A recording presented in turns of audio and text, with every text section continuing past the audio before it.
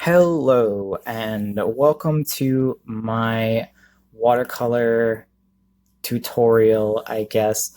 Um, I've always wanted to make a video like this, and I so to keep a long story sort of short, I started out recording this on my nicer camera, but I'm also sort of a goof and not like I don't know everything about cameras necessarily. Ask me about like composition and design and color and stuff, but not necessarily about how cameras work. Yeah, boy, learning. But um, yeah, turns out my nicer camera has a very hard limit on how much video it can record, and I am a very long-winded person. So uh, I apologize if this intro and like going into this stuff seems a little bit frustrated and exhausted. I've already recorded a, a bunch of this video and a lot of it got cut off. So I'm sort of restarting from the beginning and uh, trying to be more concise, I guess. Um, so I'm not sure yet if this will be released in three separate parts. I'm leaning more towards probably yes, again, because I'm a long-winded person.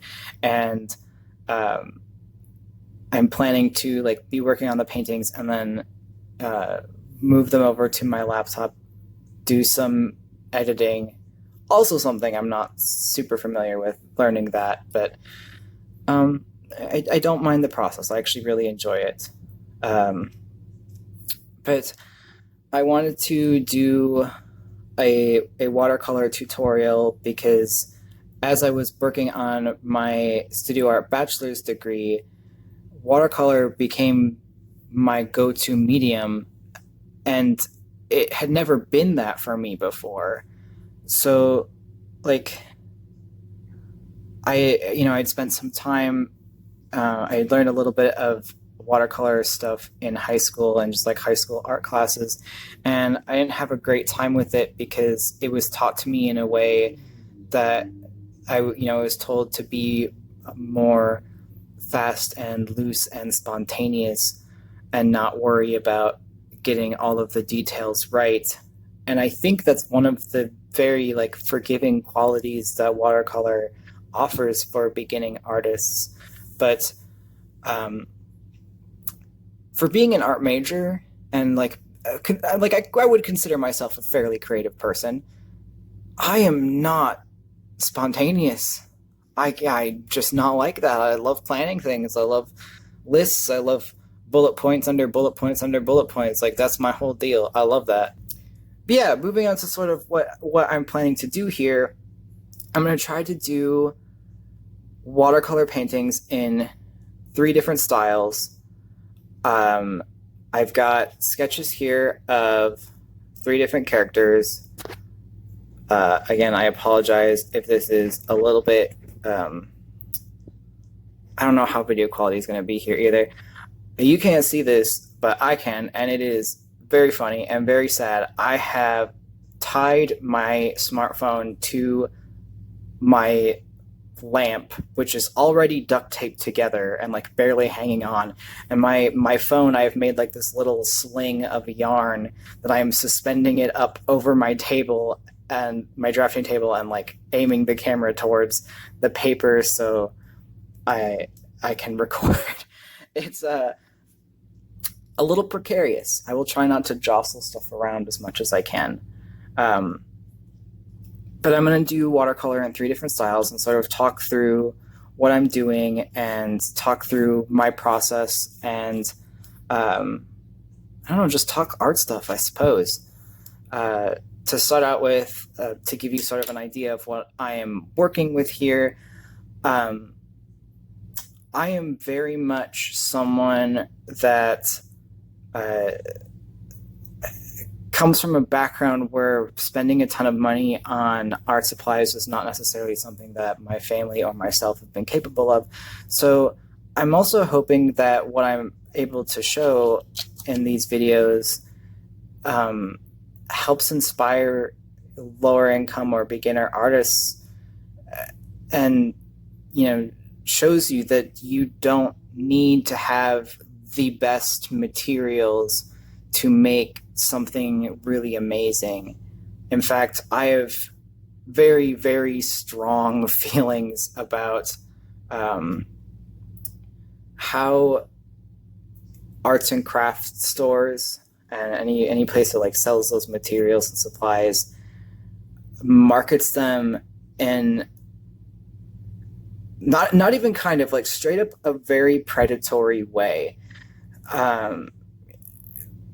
Say you walk into like a Michael's craft store and you see like obviously there's the kids craft aisle, and then you have like the student art supplies aisle, and then you have the professional or the master grade art supplies aisle. And the way that those expensive professional supplies are marketed, I mean, a lot of times they're way more expensive than student grade stuff. And also there's just this implication that you need to purchase these very expensive materials to make good artwork, and that is so deeply and disgustingly incorrect. I've talked about my feelings on like art supplies in like a blog post at one point, but I don't feel super comfortable redirecting to that necessarily. But to sort of sum it up, if you are a lower income or beginner artist and you want to know what you should put your money towards when getting supplies, if you want to spend, if you are willing and able to splurge a little bit and spend a little bit of extra money on just one thing, put that money towards the paper or canvas or whatever other surface or material is receiving the media you're working with. That is like the most important critical thing to have good quality of. And I'll be honest, I'm not actually working with my nice paper here. The paper that I have, show you, it comes from this Canson mixed media. I actually am using a bigger size version of this paper for this piece, which this is marketed as being good for acrylic, watercolor, pen, and pencil. I would say this paper is not the ideal type of paper for watercolor pieces. It is thicker than like printer paper, obviously, but it's still pretty thin, and it will absolutely warp with water. And if you are very heavy on the water with your watercolor pieces, you're going to get a lot of warping in it. And depending on if you are excessive with the usage of water in watercolor paintings on this paper, you could very easily damage it. For my more like, I don't want to say professional, because I'm not, I have a degree in art, but I'm not pursuing art as my profession, but I have a decent amount of training in it. So I guess in my more serious pieces that I really care about, that I would consider displaying, I use a very heavyweight, I'll actually go grab that and show that too. 1 second. I use this Strathmore heavyweight mixed media paper. This stuff is super, super thick. And it is archival quality, acid-free, 100% cotton. I don't know how important that is to everyone. But for thickness, you're looking at like the poundage of it. So here, the dimensions, it's 11 by 14 inches, 27.9 by 35.6 centimeters, and 350 pound is like the weight of the paper. I don't know if this also matters to you, but if you really want to make sure that you're getting the same thing that I have, this is the 500 series premium. Again, not sure how much that matters. I do have an example of a work in progress piece that is on that paper, so you can get an idea. And even this really nice paper does still warp and bend. And I think probably at the end of this video, I will create either another video, or I will end the video showing how to flatten out your watercolor pieces if if the paper that you're working with gets really distorted from working on it. But what I'm hoping to show here, aside from just like sort of, showing some different options for working with watercolor, is I really want to show the capabilities that watercolor has. I developed a very particular style during my studies that I believe resembles more like a gouache painting. It is remarkably vibrant. And I've had a number of people, asking me like, what do you use for these pieces, and be absolutely shocked when I told them that it was made with watercolor. So I sort of want to do a comparison between the style that's similar to what I was taught in high school, where I'm working more quickly, more spontaneously, versus the style that I developed, which is reliant on a lot more layers and building up tones, getting under layers that are super, super vibrant, and then toning them down with more desaturated layers on top to really, it gives, in my opinion, if like the sort of like rainbowy, swirly, iridescent hue of like oil or gasoline in a puddle of rainwater, it has that same sort of like multi-dimensional, sort of scintillating color feel, especially like when you look at the pieces more closely. So I'll show you the piece, the work in progress piece that I've got here. And of course, my phone is like way too close to this for it to actually like capture all of it. So I'll kind of just do like, I'll slide it up and down a little bit so you can look at it. Obviously, this is still a work in progress. The sky is mostly done. The mantis is entirely done. This part of the background here will not end up being this vibrant in the end. It will be more a desaturated grayish tone. But this is part of the process of building up those layers. But I really love, especially like the details on this leg here. And, the closer you look at it, you can see just how many different colors I use. You can see the yellows and the greens and the pinks and like the different tones of red, the periwinkle. You can see like the blues in here too. And it's just, you wouldn't think that this is watercolor necessarily from a first glance.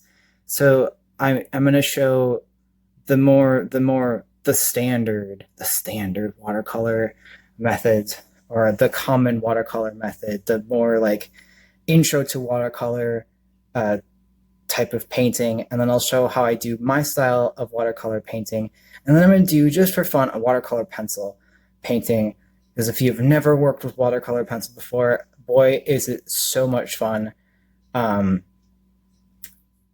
strangely did not know about watercolor pencils until I was like in high school, and I absolutely love working with them. They're super unique in like the type of textures that you're able to achieve with them.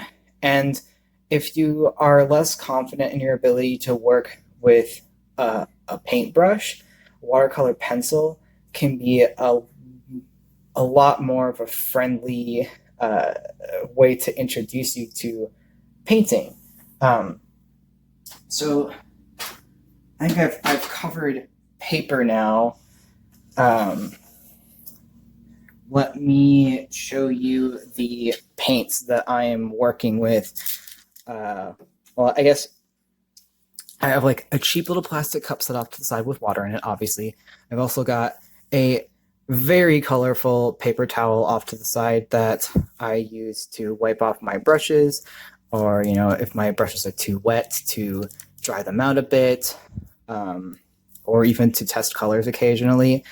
I have this piece up here. I have some washi tape on the sides to keep it in one spot, because sometimes I will not even sometimes, I have a tendency to like move my paper around and like flip it on its side, and I'm going to try to keep it in one orientation while I'm working so that it's not super like confusing to look at while you're watching the video.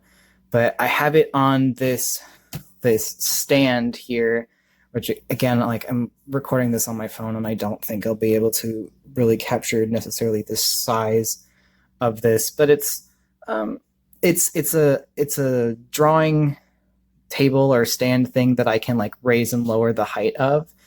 I have it, let me see. I have it sort of in the middle of being like as vertical as possible to being like as low as horizontal as possible.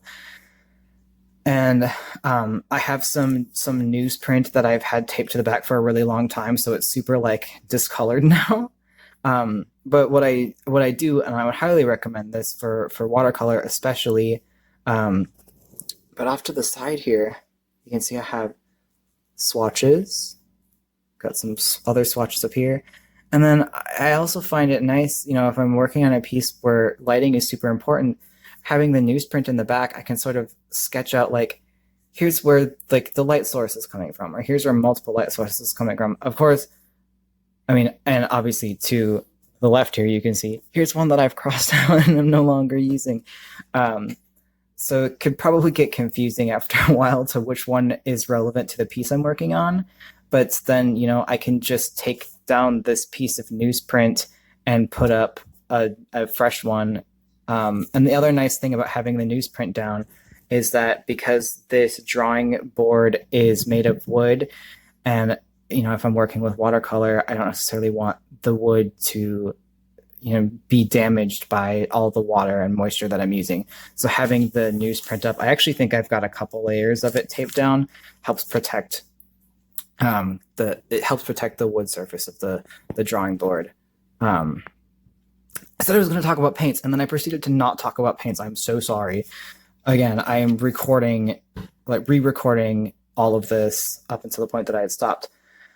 As far as brushes go, I just have a bunch of assorted brushes, and you'll notice that like some of them are not in great condition.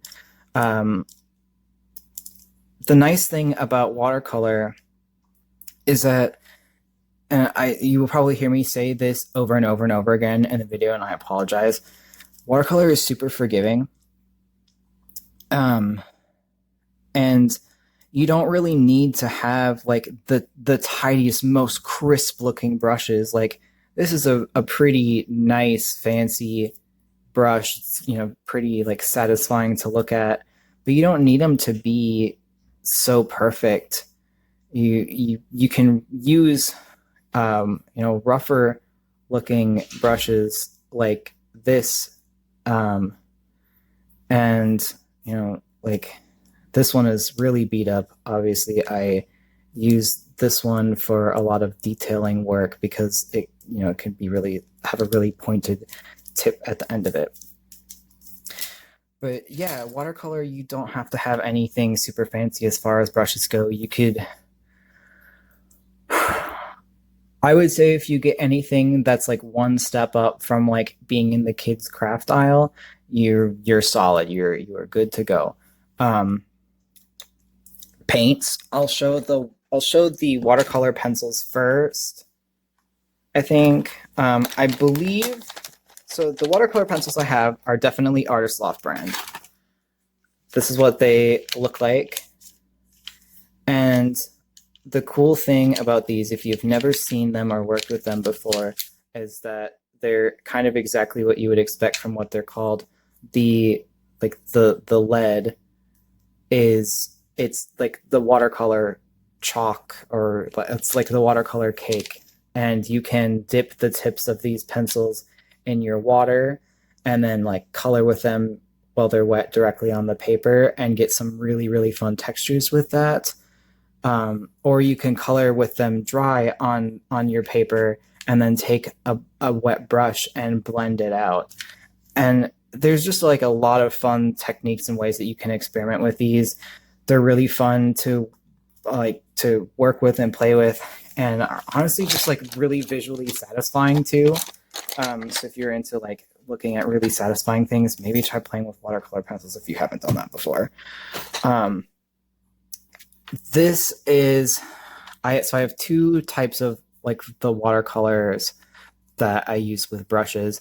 This is one of them. This is like the cake or like chalk version that I have. I'm pretty sure this is also Artist Loft brand, which is, and it's marketed towards like students or beginner artists. I don't remember it. I've had this for many, many years, and I honestly don't remember how much it costs, but I would, if I had to guess, I would put it anywhere between like the $15 to $30 range for this, and it's got a nice variety of colors to it. The mantis painting that I showed a little bit ago, I used a number of these colors on it, so there's like, you still get a ton of vibrancy out of these paints if you use them. You really don't need to have something that's considered professional. Now, that being said, I do have some professional paints, and the only reason I have these paints is because when I was taking my studio courses, we would pay an additional $100 in tuition for each studio course that we took, and then we would get to, i.e., have to spend that money on art supplies. And sometimes those art supplies were things that like the professor required for that course. So like in my printmaking course, some of that fund went to getting the materials to make a screen printing press. And in like the drawing studio courses, we had more choice of what we wanted to spend it on. So I got these Holbein or Holbein, I'm not actually sure how to pronounce it. They're a Japanese brand of watercolors. And they come in these tubes like this, and they're like a gel. And then I have this plastic palette that was like super cheap, that I like dispense the different watercolor paints into. And the nifty thing about these is that they dry in here, and you can mix your own colors and then like basically create your own cakes like the student grade ones. So you can see like I've mixed up like a cream color and like a lighter blue shade and a navy blue and some different oranges and pinks and gray. And like that's really the biggest benefit of these. As far as their quality on paper, and like the difference between these and like the cake ones, there really isn't that much of a difference. The Holbein paints have somewhat more of like a glossy finish than the student grade like chalky cakes do. And I don't know how well my phone camera will be able to pick this up, like if you can see the texture of these. But it's kind of chalky is like the best word I can think of to describe it. I don't know how to describe it better, but it has that same sort of texture when it dries. And Um, but like as far as the vibrancy of the color, there really isn't that much of a difference. And to be honest, I can't even get some of these colors, like this super bright pink here. I can't even mix this color with the Holbein paints because this is very much like a synthetic pigment. Like no amount of mixing with primaries and white and black is going to get you this particular pink hue. And I actually really love using this. Like this, I use this pink a lot. And you will notice that when you wet the paints, that they will look different while they're wet than they will dry. So when you apply them to your paper or whatever surface you're painting on, they will look different just slightly when they're wet, and then when they dry, they will have a different finish. And it differs between the different colors. So for some of them, when you wet them, they will look lighter wet and then like dry a little bit darker, and others will look darker wet and then dry a little bit lighter. So having a swatch on the side or handy when you're working with watercolor paint can be really useful. The other thing, and I don't know how true this is necessarily of the Holbein paints, but if you're working with like cake watercolors like these, the base tone of the dry watercolors is approximately what they're going to look like. I think this red is kind of a good example. Now, the darker side of this, I believe, is just like blue. I had been painting with blue and then took some red from here. But it works as an example. Let's say this part of the cake is wet. It might be that little bit of darker when it's wet, and then when it dries, it will dry into this lighter portion of the red. And as far as the first recording went, I had recorded myself painting. I painted these two little rectangles, and there's some rectangles up at the top, so that I can do some tests of color mixing and different like watercolor techniques, and also be able to talk about color theory, because I absolutely love colors. I am obsessed with colors. I have a couple different types of synesthesia, so like my entire brain is just a rainbow constantly. And that can be super overwhelming sometimes, but it also means that I just really love color, and I love when color is used in ways that like appeal to me aesthetically and visually, which is like it's very difficult to make something that is not a good color in my opinion.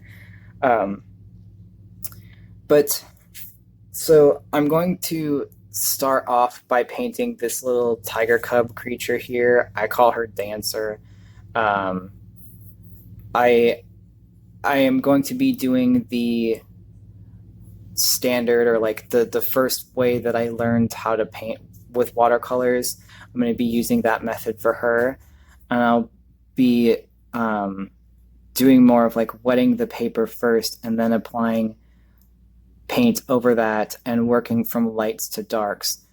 Now, the style that I developed is not too dissimilar to that, but it takes that layering approach to a little bit more of an extreme and uses a lot more vibrant colors as underlayers and lots of different colors for underlayers to really pull a lot of depth out of whatever I'm painting.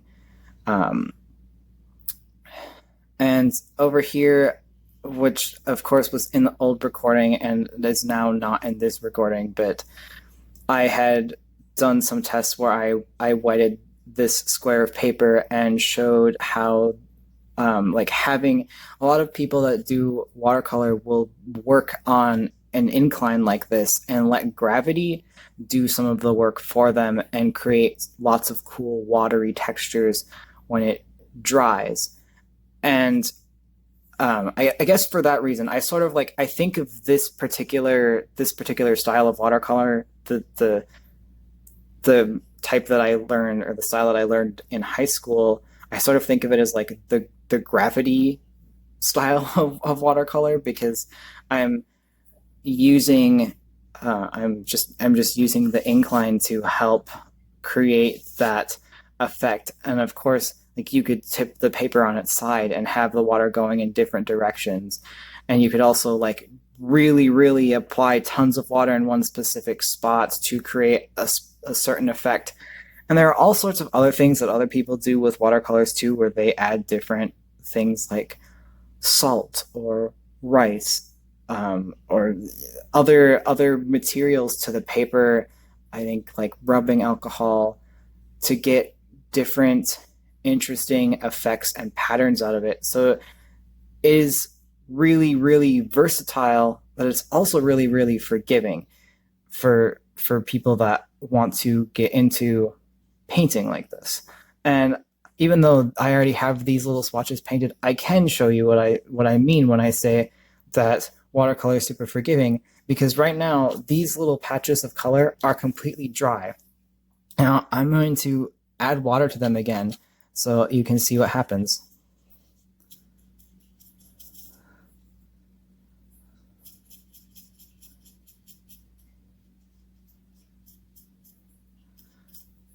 As you can see, when I add water back to the watercolor painting, I can continue working these colors. I can pull this blue down further into the pink, and vice versa. I can here, I'll try and add like quite a bit of water to like this green section and just sort of let gravity do its work here and see what happens.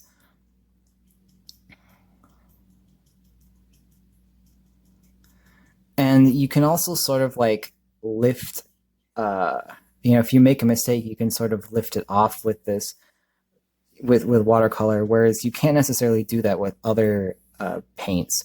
And obviously, like, there is the downside to this, that, if a piece that you make, a watercolor piece that you make, it gets wet, it's probably not gonna hold up, unfortunately. But I think there's I think it's pretty easy to just sort of, to sleep on watercolor a little bit, because it's not like a lot of people think it's really difficult. And like, I was one of those people at a certain point in my life. So what I've done here too, I want to show you this fun trick. If you have too much water, what you can do is, wipe your brush off on the paper towel that you have next to you, get it pretty dry. Now watch when I touch this drop of water. My paintbrush soaks all of it up. And you can just keep doing that to get rid of the excess water that's on the paper. And now, like, you can't even really tell that there was paint there at all. And I've just sort of like let this part sort of like drip down so you can see the effect that it has. I should probably get to actually painting this tiger here. I'll be the first to admit that I have performance anxiety, so I'm a little bit nervous. But I mean, really, I just want to be able to have a chance to talk about my artwork and show you some fun things to try, and maybe, inspire you to try using watercolor and experimenting with it, because it can be really fun and you can make some really cool stuff with it. And I just don't see as many people working with it anymore. But yeah, it can just be super rewarding, and I do think it's very beginner friendly as far as traditional mediums go. So hopefully, this is useful. Maybe you'll try it out. I'm gonna start by, like I said, like wetting down with this like larger, like rounded, pointy brush. I'm gonna wet as much of the inside of these lines as I possibly can. And for this style that I learned in high school, I'm not trying to be perfect here. I'm loosely following the lines, and if I go outside of the lines, it's perfectly fine. For this character design in particular, I don't want this little tiger to be necessarily like super hyper detailed and super dimensional. I'm going for a soft, more cartoony, um, more plush style with her, and that is sort of what lends her makes her a very good candidate for me to be using this particular method of watercolor with her. Of course, you don't actually have to wet the paper beforehand if you don't want to. This is purely based on preference, and it's not generally my preference to do this, but I wanted to show you what it's like. And again, like I think a lot of artwork is just experimenting with different things and seeing which things you really like, and then if you want to continue utilizing that as a style, you can keep doing that, or you can keep trying new things. I'm someone who loves trying new things all the time and loves just like playing with different methods and experimenting with different things. Another thing, if you really want to get into art more seriously, that you can do is start trying to replicate other people's works or style with your own compositions. And what I suppose what I mean by that is like you look at another person's body of artwork and then come up with a design that you want to make and try to mimic that style of the other artist with the whatever you're drawing or painting.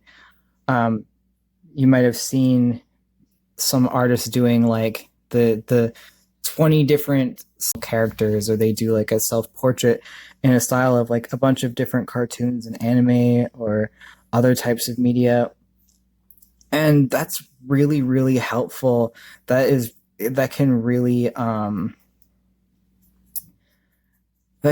give you an experience like practicing and seeing how different people utilize shapes and line and color in their particular styles of artwork. And one of the like something that tripped me up, I guess, is what I'm trying to get at here. Like when I was getting started in art, and sometimes I still feel like this, and I know that like no amount of me saying it or any other artist saying it is necessarily going to help fix it for anybody else.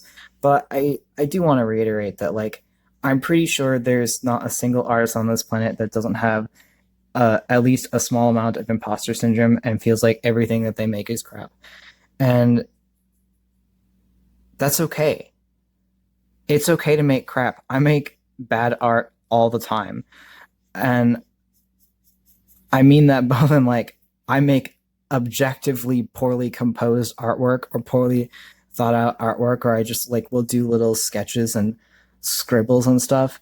And sometimes I make bad artwork and that like the subject matter is more grotesque. I have more recently had a bit of a fascination with creating pieces of work with like hands and like fingers that are cut off, and that mantis piece, even though it's not finished and you couldn't necessarily see it because the more grotesque part of it isn't complete yet, the mantis in that painting is actually standing on top of a pile of human teeth.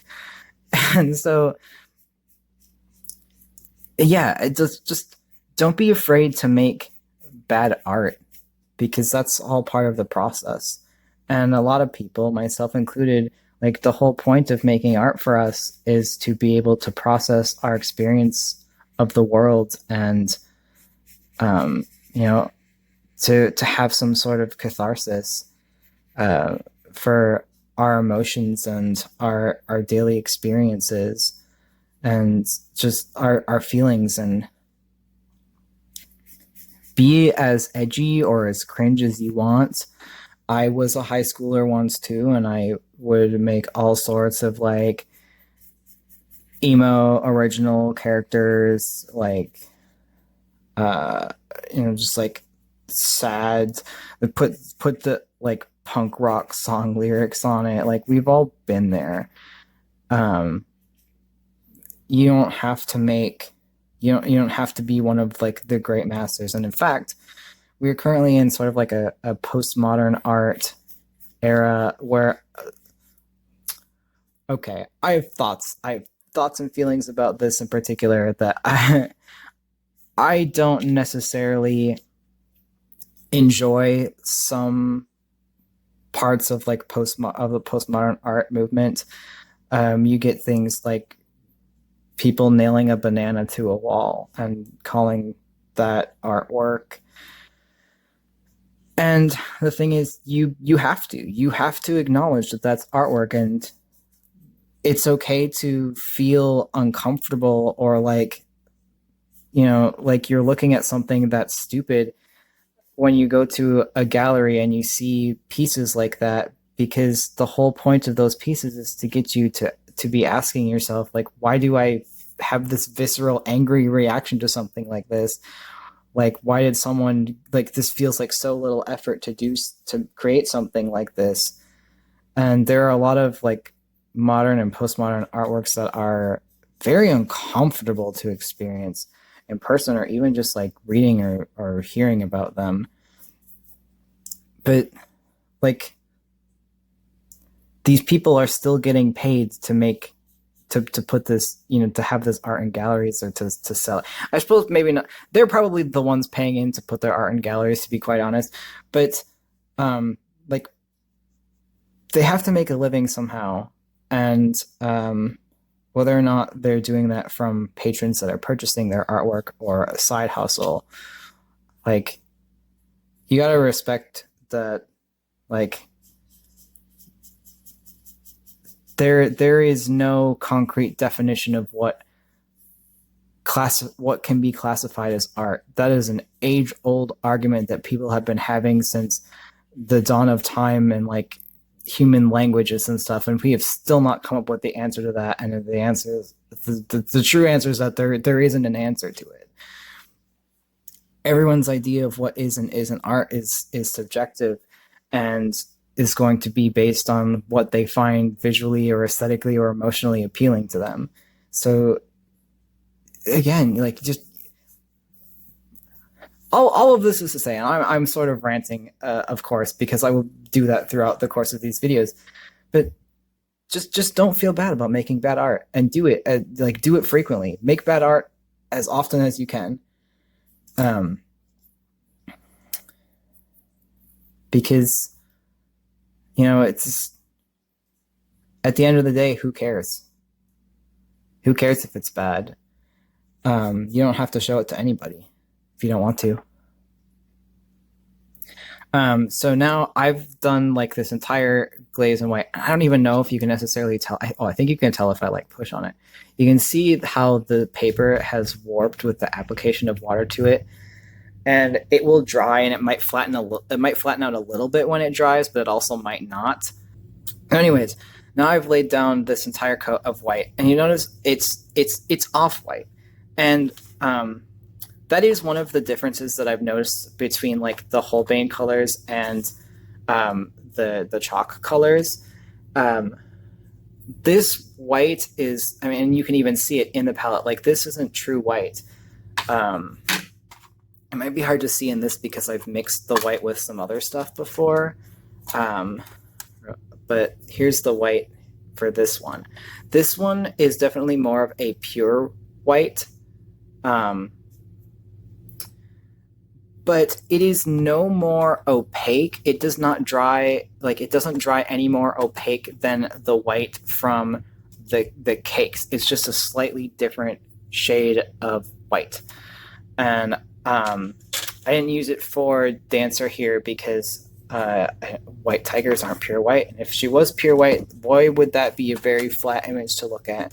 we're going for dimension here. We want body and fullness.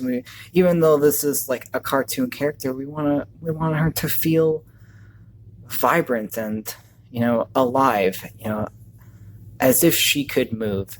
And, you know, maybe hint, I don't know if this will ever actually happen, but she just might be a character for like a little animated or like picture music video that I've got planned. I don't know if that will ever happen because I am returning to work full time in like a little over a week, and then I'm starting grad school in September. So I don't know if I will have any time for hobbies outside of those things, but we will see. Do have a tendency to return to like making music videos and stuff over the summer. So if not anytime this year, maybe next year. And I like the whole point of like doing these characters in particular was just to try to design them and get a feel for them. Anyways, I'm talking too much. So let's carry on with this. I think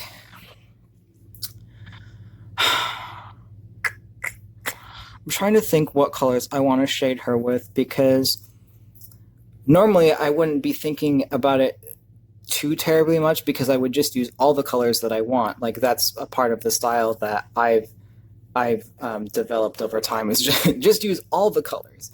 But if we're going with sort of like the standard watercolor style, I think I'm going to go to pinks and purples for her, because the gradient that I made here should be her eyes, and I love the combination of purple, green, and orange. You know what? Why don't we talk about that while I have you here? Let's talk about some color theory, because I said that I would, and I friggin' love color theory. Let me pull some colors that I've got here, and let's make like a little baby color wheel. And I'll probably cover like more of this in other parts, especially when I'm doing like the layering of colors in part 2, when I'm working in the style that I came up with. But let's just do a little color wheel down on the bottom here. So we've got red. I'm gonna actually use the orange that I mixed myself for orange.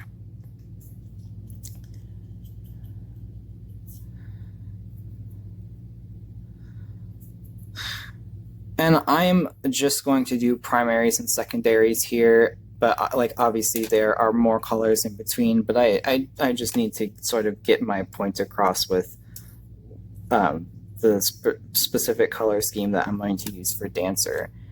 We've got yellow. Ooh, green is going to be tough because I have a lot of different greens here, and I don't know which one is closest to like the green that I want. I think it's going to be the one that's in the student grade chalk palette. Yeah, that'll work. That'll do. Same with blues. I also have tons of blues.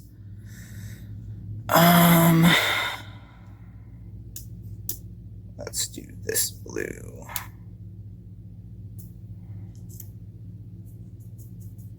Oh, this is not really a circle, and I apologize. We can't all be perfect. Just like we can't always make good art. Sometimes we gotta make bad art, and that's okay.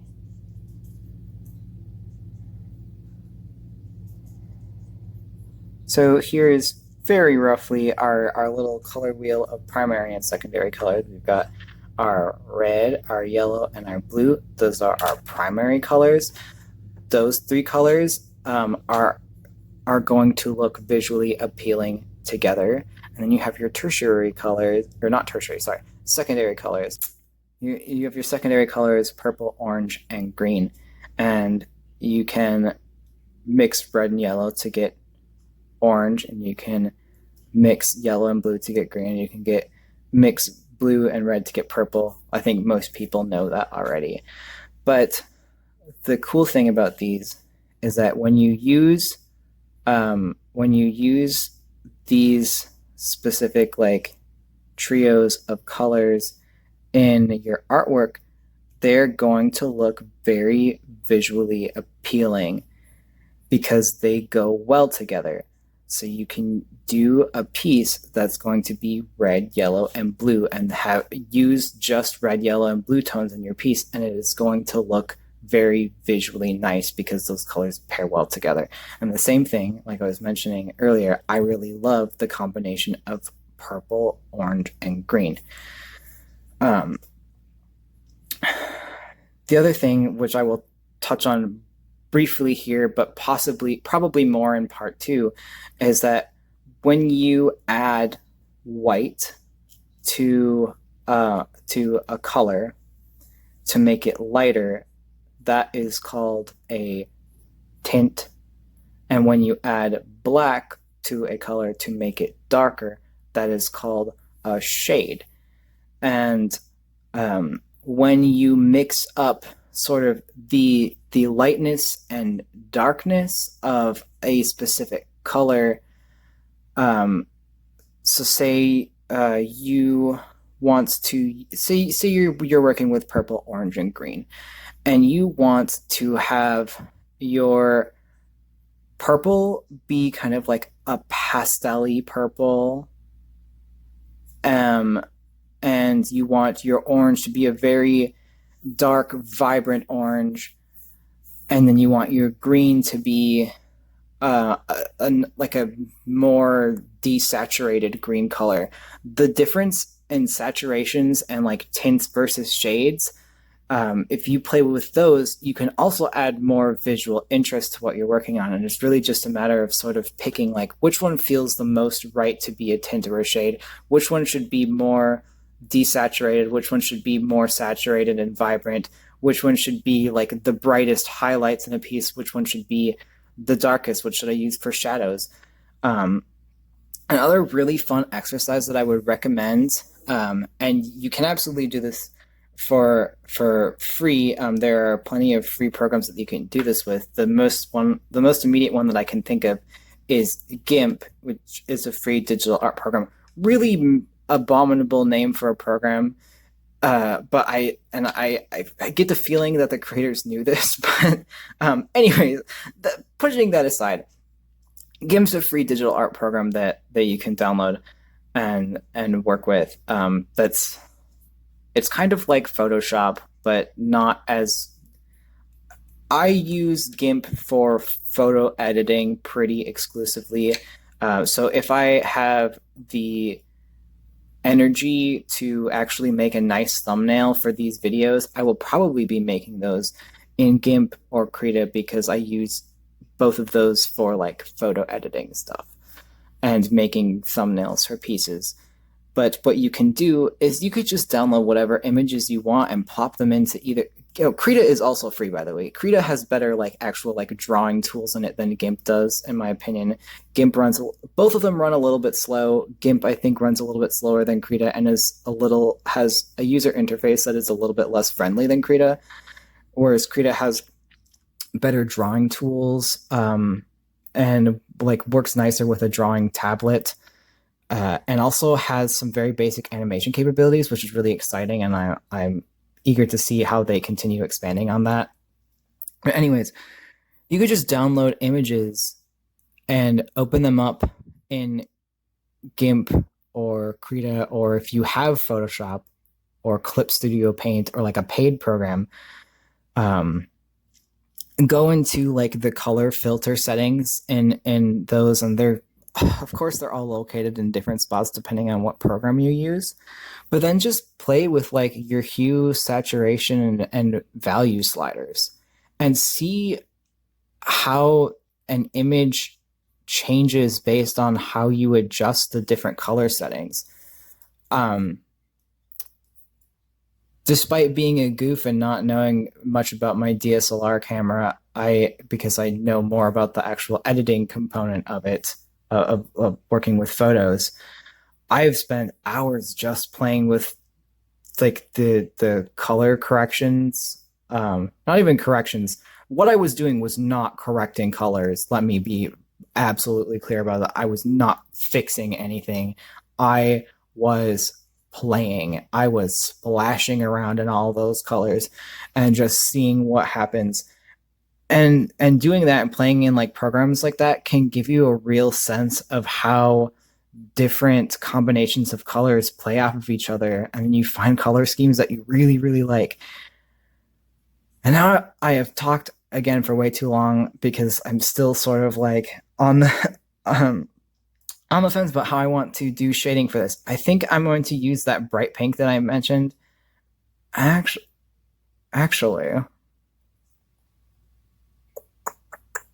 yeah, I'll do some of the bright pink. And where I'm going to hit her with the bright pink is on sort of like the edges. I don't have a specific area where there's a light source hitting her for this piece, but I'm just going to sort of like go in and like do some pink around like the tips of her ears and like higher points on her body, like on her shoulders here.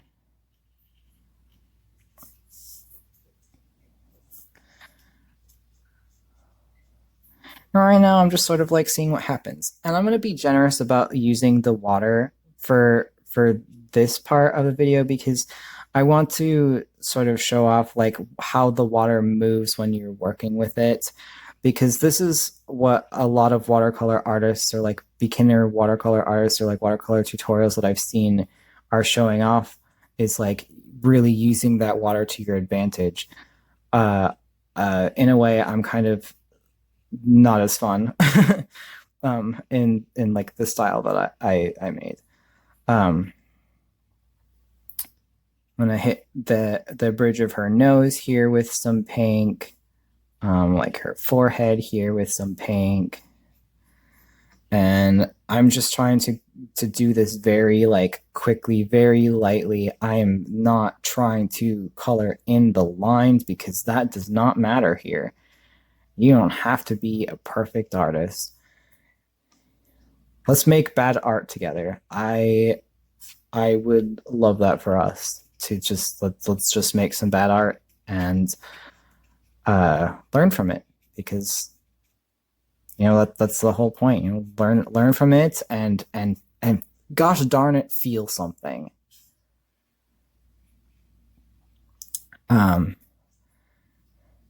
You can see even just like how much more dimension she has now that I've added this pink to her.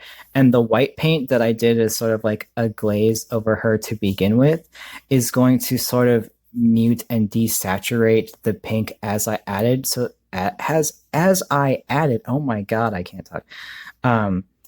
To just sort of dull it down so it's not so overwhelmingly pink. If you want her to be pink, make her as pink as you want though, because again, I love colors. I love colors so much. I think I'll also like go across the top of her paws here. Now, yes, she's a tiger cub and so she has fur, but I'm also not paying attention to her fur necessarily. I'm very loosely painting in like the direction that her fur would naturally fall, but I imagine that she's got like very short fur, and so I'm not like trying to make her look super fluffy here. I kind of want her to look smooth and cartoony. And yeah, it just when I work on the other two characters, I will probably be striving more for a fur texture, and you can even kind of tell with this one, like you can see that I've sketched in the lines where fur is. So we'll be trying to incorporate that more in the actual painting process of them. The other thing that I forgot to mention that I had mentioned in the previous recording, and I don't even know if this part of that recording actually got captured by my camera, but when you're working with watercolor, to save yourself a real pain in the rear, do not follow I am not a good role model, okay, for some things watercolor related, that mantis painting that I showed you at the beginning, I didn't know what I wanted to do for the background for that initially. And so I just painted the mantis because that's what I wanted to paint at the time. I'm like, I just really want to freaking paint this mantis because this mantis is going to be so cool. Um, and well, for one, I was right. The mantis is super cool. The mantis is badass. But generally, when you're working with watercolor, to save yourself a little bit of pain and strife for working with it, you want to be doing your background parts first. You want to be doing the things that, say you have a landscape painting, and you're working with watercolor, you would want to be painting the things that are furthest away. You probably would have like sketched like a horizon line. You would want to paint anything that's in the background first. And if you ever take a look outside, and depending on where you're located, and just like look out at the horizon line, that can be really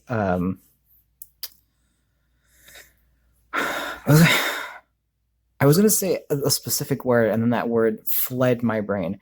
I guess educational. That feels very like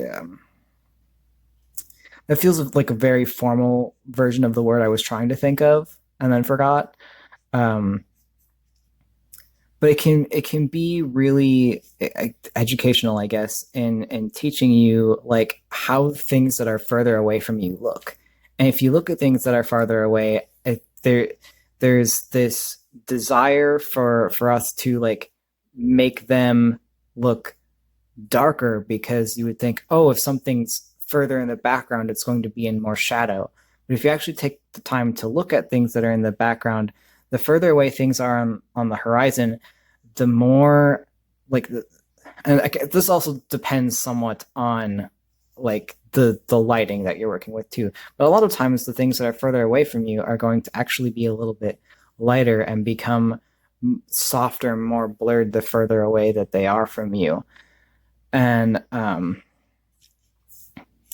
guess sort of like going back to the like how we want to interpret things, and this is something that like a lot of beginner artists will encounter, is that, or you know, anyone really that just wants to draw or anything, or people that aren't necessarily invested in learning art even, but that like when we draw things, when we're drawing things from memory, even if you're not a visual person necessarily, you are drawing something based off of the symbols that like your brain associates with things. Like, for example, it's easy to draw a stick person and break down a human being into like, you know, the head is a circle and like the eyes are two dots. And a lot of people will draw noses as triangles. And that is often what gets in the way of, I don't want to say more advanced, because I don't think there's such a thing as being more advanced of an artist than, you know, than like being more of a beginner. But if you want to get more realistic in your work, or you want to learn realism so that you can more confidently break the rules, so to speak, it's to stop thinking about things as symbols and start actually paying attention to what they look like. So even though I never attended like an arts specific college, I did tour one. But one of the first things that you start learning in like a college art program is doing drawings from life. So that could be still lifes, and like learning about different points of perspective, which I still suck at, by the way. Perspective is so hard. But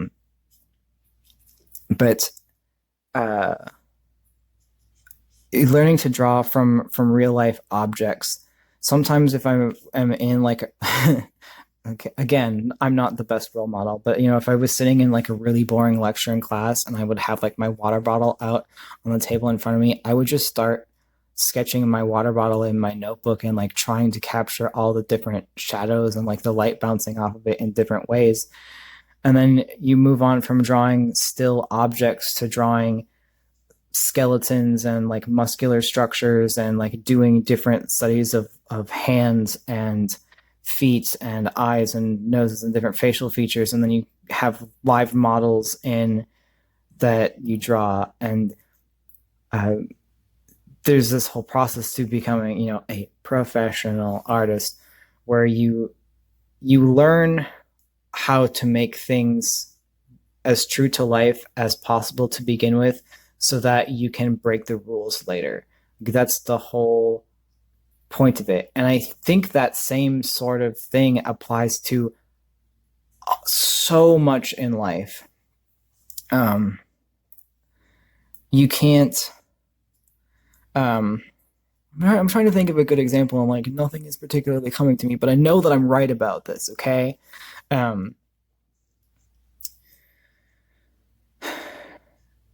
Okay, here's an example. I have tons of hobbies and interests, right?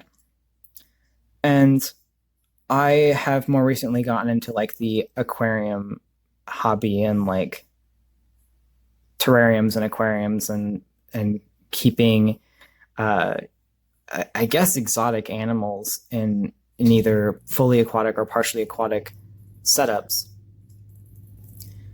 But you can't just keep a fish in a bowl. When you start to learn more about like how fish are kept, you realize like, wow, that's a really miserable way for a fish to live. Then that's really inhumane.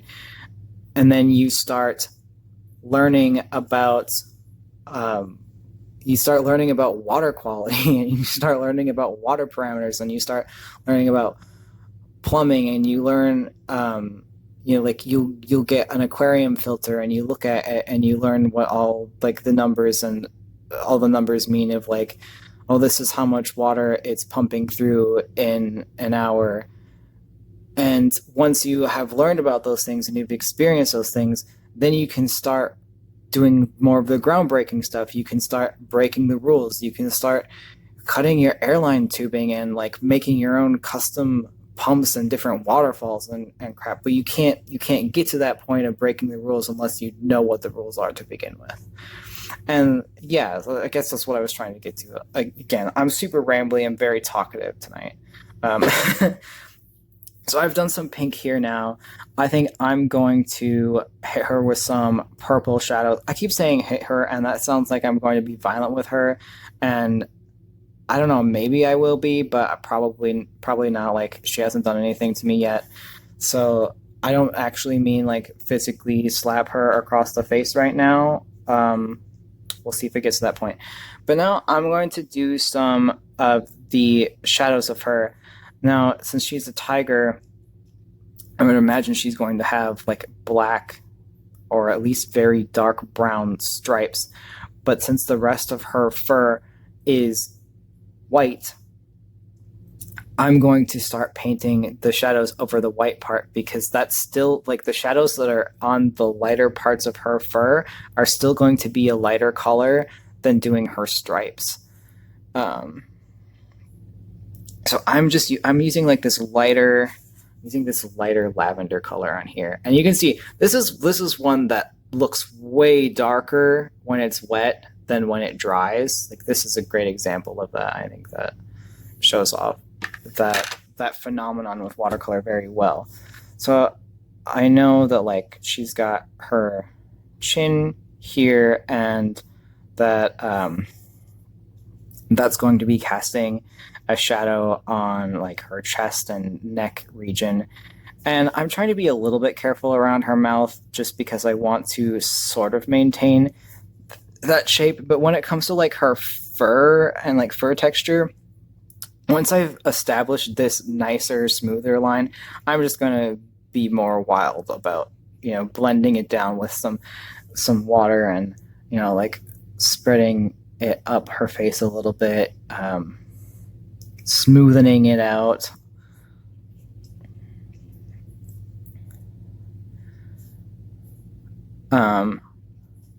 I also really like with watercolor that like the more you press the water into like the pigments, the more pigment your brush picks up, and so like the darker it will appear when you apply it, and then you can just sort of like spread it out and make it lighter if you want or need to. um it's a very satisfying way of painting. I think like watercolor pencils is also quite satisfying, um, but like even just like standard watercolor is very satisfying too, um, to work with and like watch it move across the paper.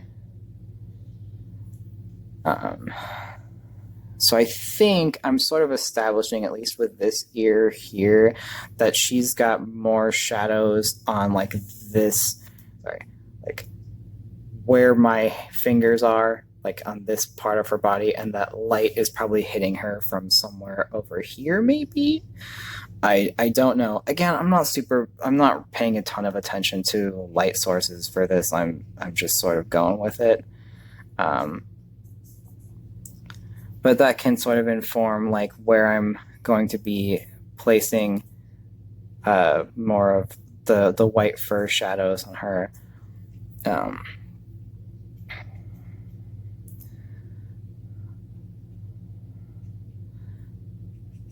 I don't know if I should just like be quiet at some point in this and like just paint. But like I feel compelled to do that. So at some point I may, but like I also just want to like talk about things.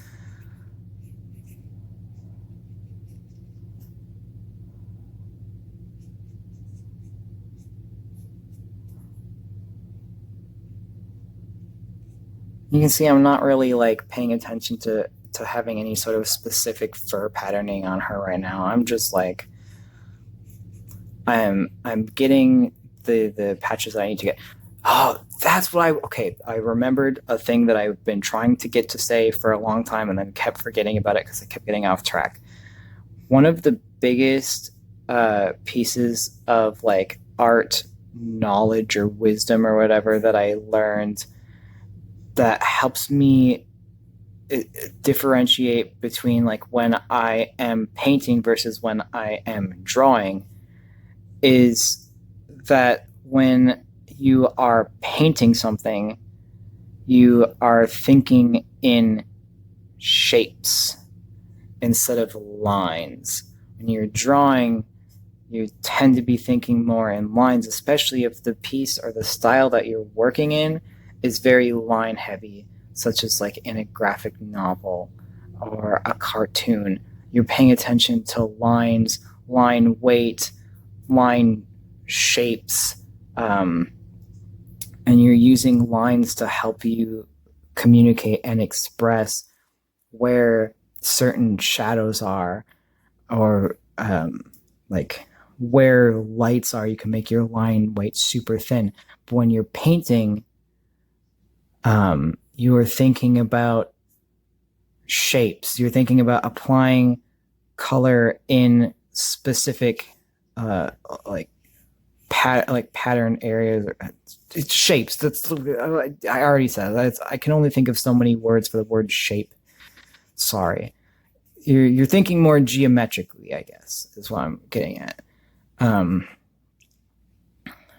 And once I sort of like internalized that, I found that my paintings became more painterly in a way that I really, really was proud of than when I was thinking about my paintings from a line perspective. And so, like, obviously, these characters have lines, and I put those lines to be guides for where I'm going to be applying stuff. But now that I'm painting these shadows, I'm just thinking of like a block of shadow where like where she would have darker patches on her fur because of how the light is hitting her. I'm being a little bit careful around her like feet here just to make sure that that part of her has a nicer silhouette, I guess. But again, like this is definitely more of like a painterly approach. fun, well, not so, I guess not so fun, but a story about me and like my time in different art classes. This was before I was actually like majoring in art at a university. I was still in community college, but taking an art class there. And they did like a juried art show where you submit pieces and then they have a juror come in and decide which pieces are going in the show.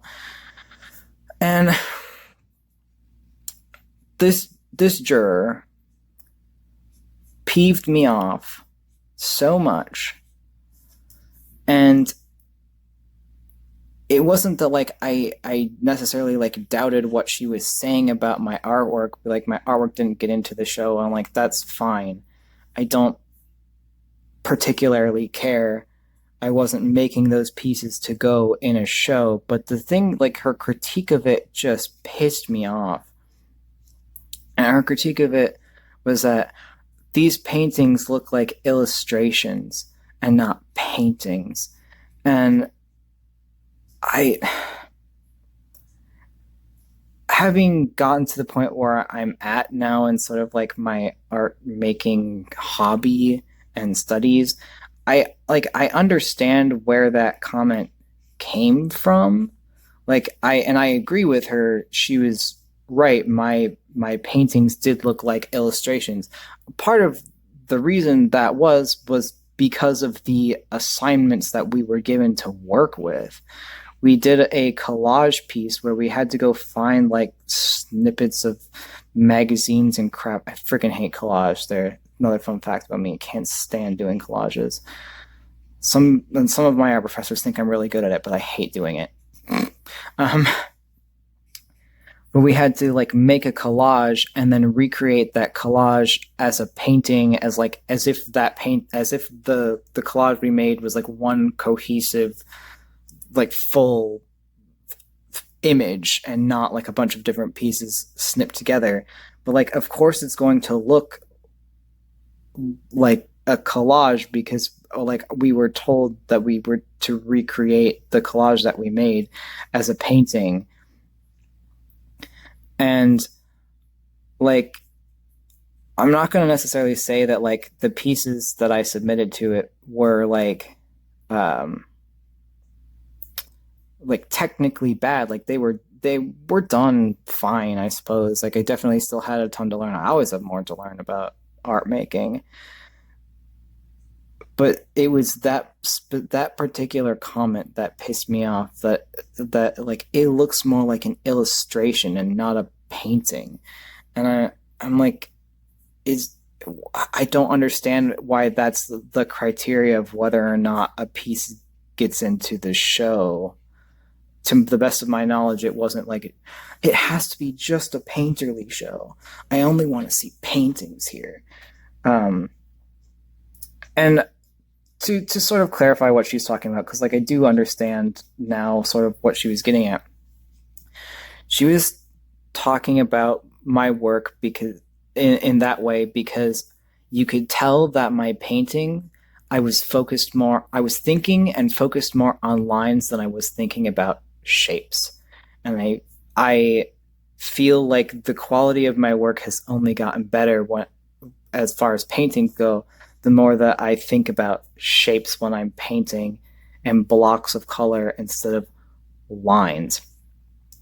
So that's something that you can try to, if you are wanting to get better at painting specifically, or just wanting to get into painting in general, and you're used to thinking in line work, try thinking about shapes instead, and where different patches of different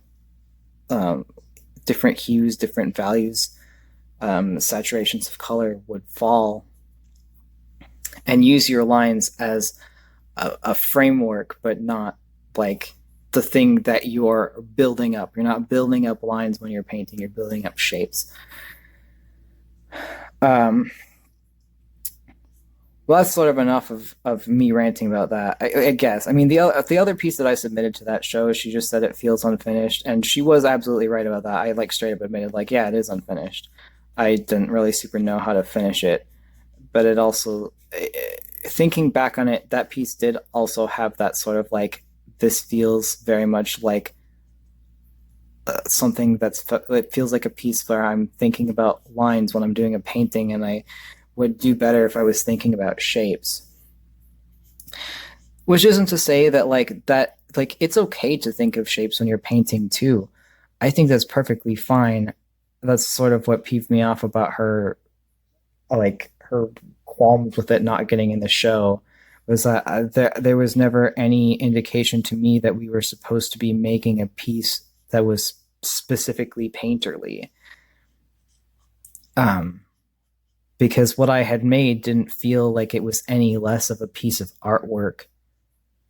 It was just done in the style that I knew and was familiar with. It was still artwork, and it was still reasonably well done for the amount of training that I had had at that point. But there was nothing in like the directions for, like entering my work in the show that said we want your pieces to be painterly. But now I've sort of done like these shadows on her. I am fairly happy with that. Again, I'm just trying to go fast with this, and I'm not even going fast enough, to be perfectly honest. Go faster than me. I'm rushing you right now. Does that stress you out? Because it stresses me out. I'm sorry. I don't mean to be mean. But yeah, just go with the flow here. And the more that you do paintings like these, the more that you practice, the better you're going to get at them, and the more understanding of the materials that you're working with you're going to have.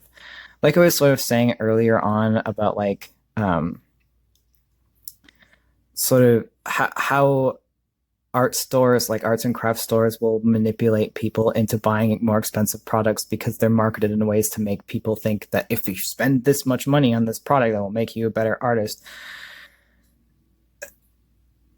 What I find to be personally more impressive, especially as someone coming from a lower socioeconomic status, is to see, and not just myself, but to see other people, to see other lower income artists working with materials that professionals consider to be more difficult to work with. I think it is much more of an example of how skilled you are if you are able to use the supplies that you can afford, if those supplies are not like the most expensive, most professional grade items that you could possibly purchase. I think it shows way more understanding and perseverance, and it's just way more admirable and impressive to show off the skill that you've built up using tools that professionals consider inferior. Now, to give some credits to those professional grade materials, because there is some difference to them, there is somewhat of a reason why they're more expensive. The reason a lot of stuff is the professional stuff is more expensive is because it's built to be archival, meaning it is supposed to hold up for a longer period of time. And there are some sorts of supplies that you may see differences in, like how they perform when you're using them. I can't think of like a great example off the top of my head. Well, I guess maybe I can. Prismacolor colored pencils. You use Prismacolor colored pencils. You press very hard with them. They're very good for blending. And with normal like Crayola colored pencils, I mean, you can try to do that, but you certainly don't get the same result with that. But you can still learn how to use Crayola colored pencils in a way that is visually and aesthetically appealing, and still like displays your skill level. But obviously Prismacolor colored pencils are also made to be more archival. They're made to hold up longer over time. I also had some like watercolor paint pens at one point that I had made a piece, like a little piece on canvas with them, and that thing faded so much that the lightest pink on that piece, you can barely see it anymore because it faded so much from being like it. I don't even think it was indirect sunlight. If I think about it really hard, it just faded so much faster than using even just like the studio grade, they're going to hold up a little bit longer. I could go into detail and like talk about that specifically, but I'm very fascinated by art conservators, and if you've never watched Baumgartner Restoration, here's a plug for that guy because he is fantastic.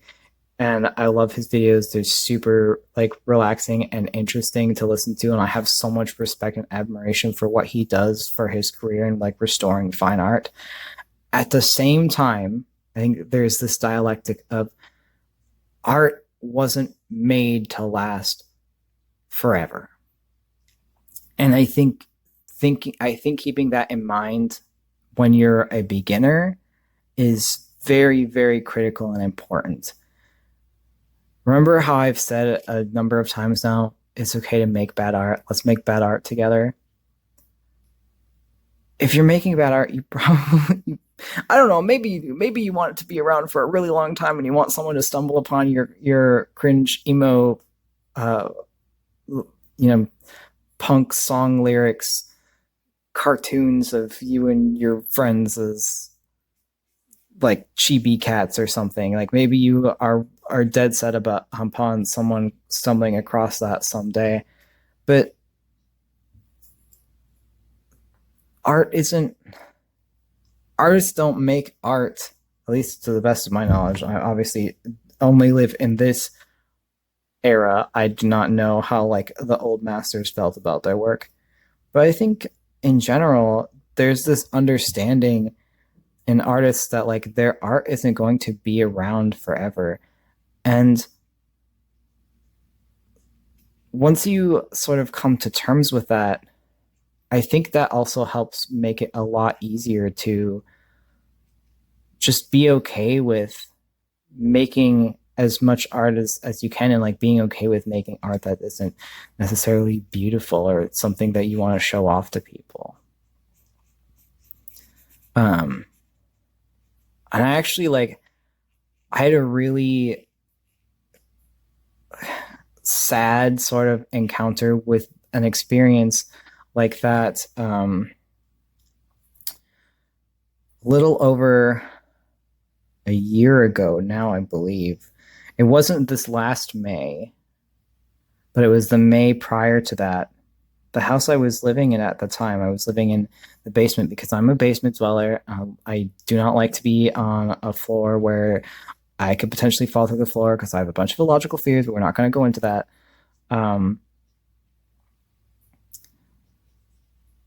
The basement I was living in, we had like a really big storm come through, and a bunch of trees and like power lines in the area fell down, and the whole town did not have electricity.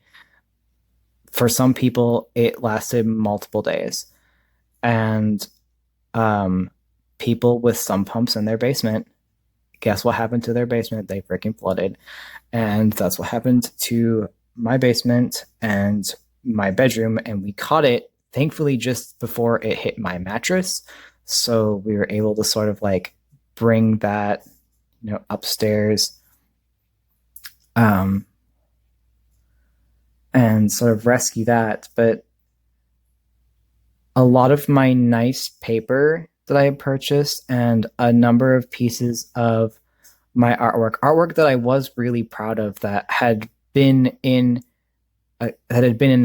galleries, had been in a juried show before, got damaged by the water. And actually, like, one of my favorite pieces that I've ever made got damaged by the water, and it broke my heart a little bit. But I had to really just sort of come to that sort of level of acceptance that I was just sort of describing, of like, as much as I love these pieces, I knew that they wouldn't be around forever. And while they have been damaged far before the time that I would have even imagined like getting rid of them, and that's sad, like, at the end of the day, they weren't here to stay forever. And all that means is that I just have to make more art. Also, I realize I changed colors now, so what I'm doing here, um, and I will, I suppose this is a good time to talk about complementary colors. I talked about sort of like triad and like using these like using primary and secondary colors. There are also tertiary colors. There's like red orange and then yellow orange and yellow green and green blue and blue violet and red violet that are in between. And like there are those tertiary colors too, and you can use those in combinations as well.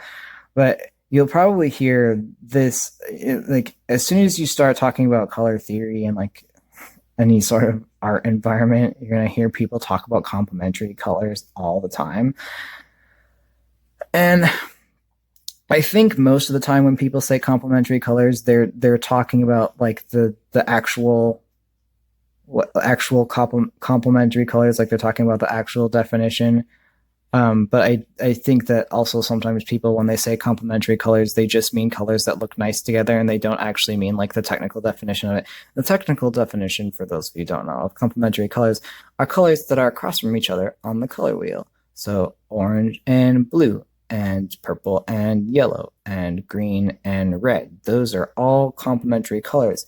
And the really, really cool thing about complementary colors is that if you mix complementary colors together, you get different neutral tones. You get different shades of like a gray brown, and they're all really pretty, in my opinion. But when you are working with complementary colors, as I am kind of doing here, I'm using purple and then I'm using like this sort of like desaturated gold to add into the highlights here. You get this sort of like shimmery effect.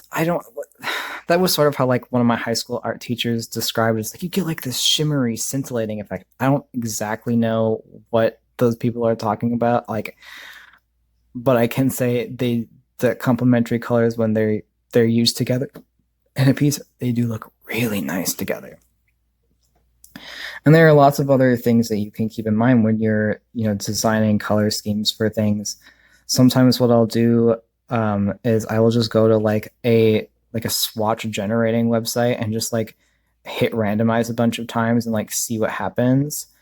There's also a number of people who have done like 100 palette challenges, and they'll just like have a bunch of different like sets of 5 or so colors in an image, and you can like download the image and then color pick from those swatches and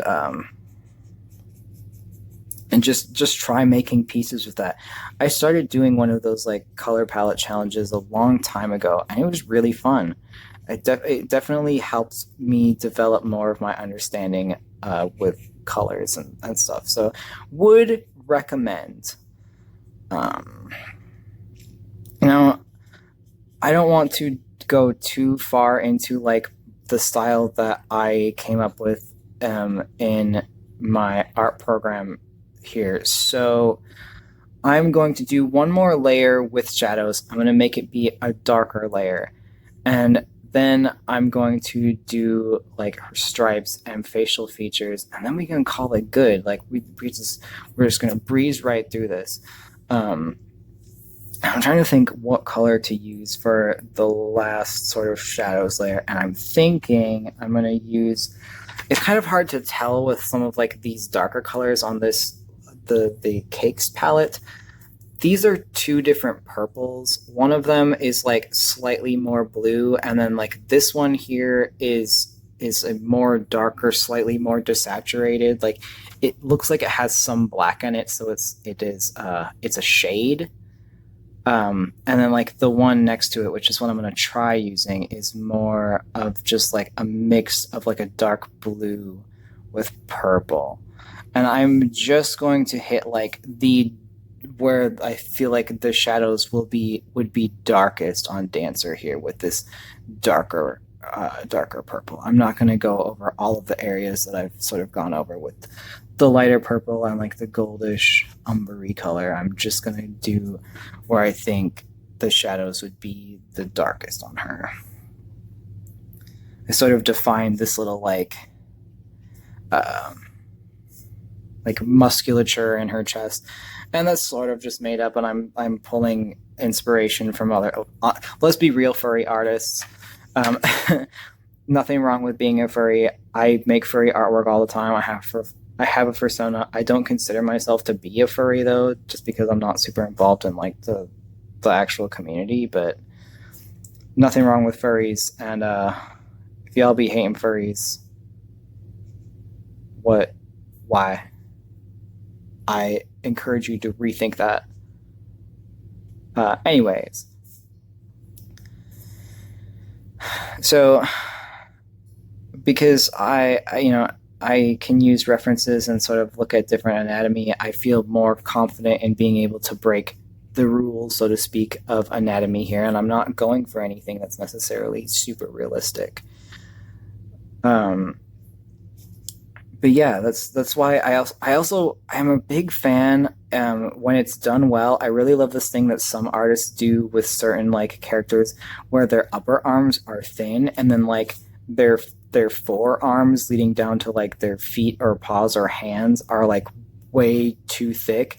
I really really love that for some reason, but it's so easy to do it wrong. It's so easy to do it in a way that doesn't look nice. I shouldn't say wrong. There's not like a wrong way to do it necessarily, but there is definitely a way to do it where it is not visually nice to look at. And it all depends on like your knowledge of proportions and using those to your advantage, I suppose. And you see, I'm just sort of like letting this darker purple drip down, not super caring where it goes, trying to very loosely sort of keep it in check and make sure that it's going in the right spot, but I'm not gonna bother with it too much if it goes where it wants to go. I'm gonna take a smaller brush now. Did you know this whole time I've been using just one size of brush, with the exception of when I did like the white glaze at the very beginning. But now I'm gonna take a little bit of a smaller brush because I do want some like particularly darker areas on this hind leg that she's got tucked back behind her.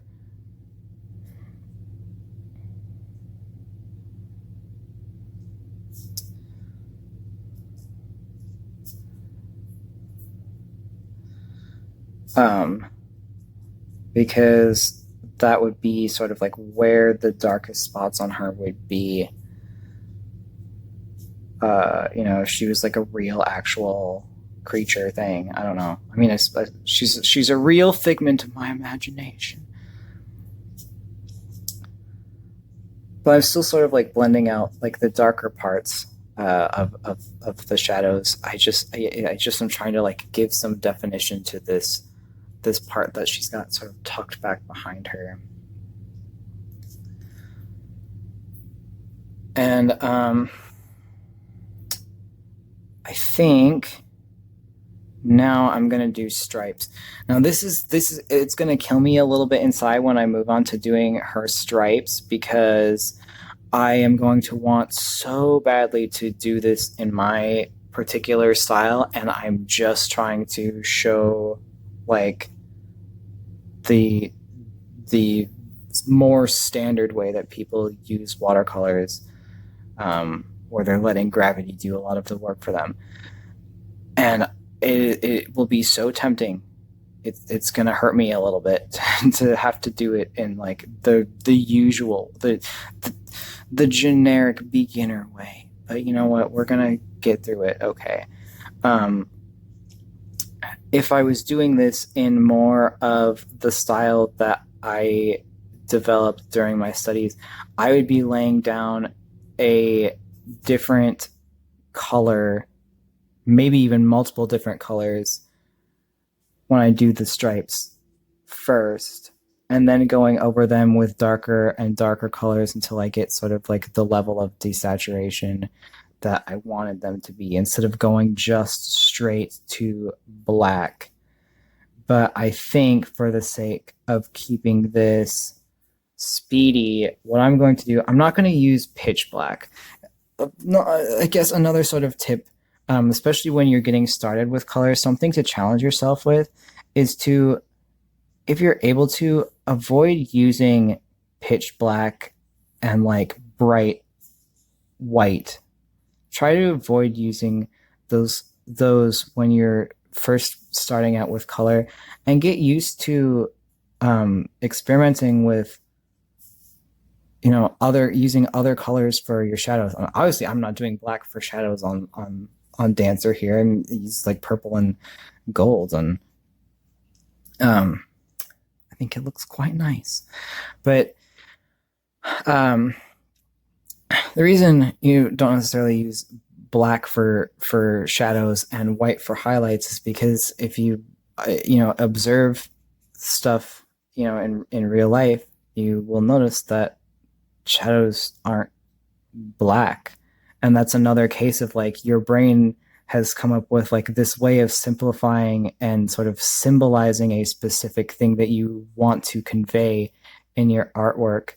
And your brain says to you, oh, when I think of a shadow is black, obviously, because it's dark and it's the absence of light. So I'm going to make my shadows black. But then if you actually take the time, like if you were, here,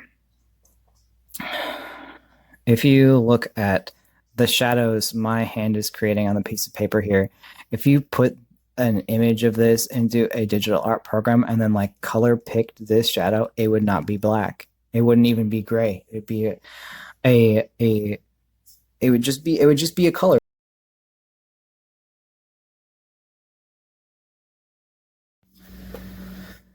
All right, and we back. My phone's SD card ran out of storage space, which I sort of anticipated happening while I was doing this, and thankfully I wasn't talking for too much longer before I noticed it. So I apologize if there's any sort of like awkward cut, somewhere in the middle of this video. But I took the time of uploading the files that I recorded and everything to have some dinner, because the number 2 rule of art making, especially watercolor making, is to take breaks. And now you might be asking, or rather I might be asking myself, did I ever say a number 1 rule of art making or watercolor making? And I don't actually remember, so we're just gonna keep going. From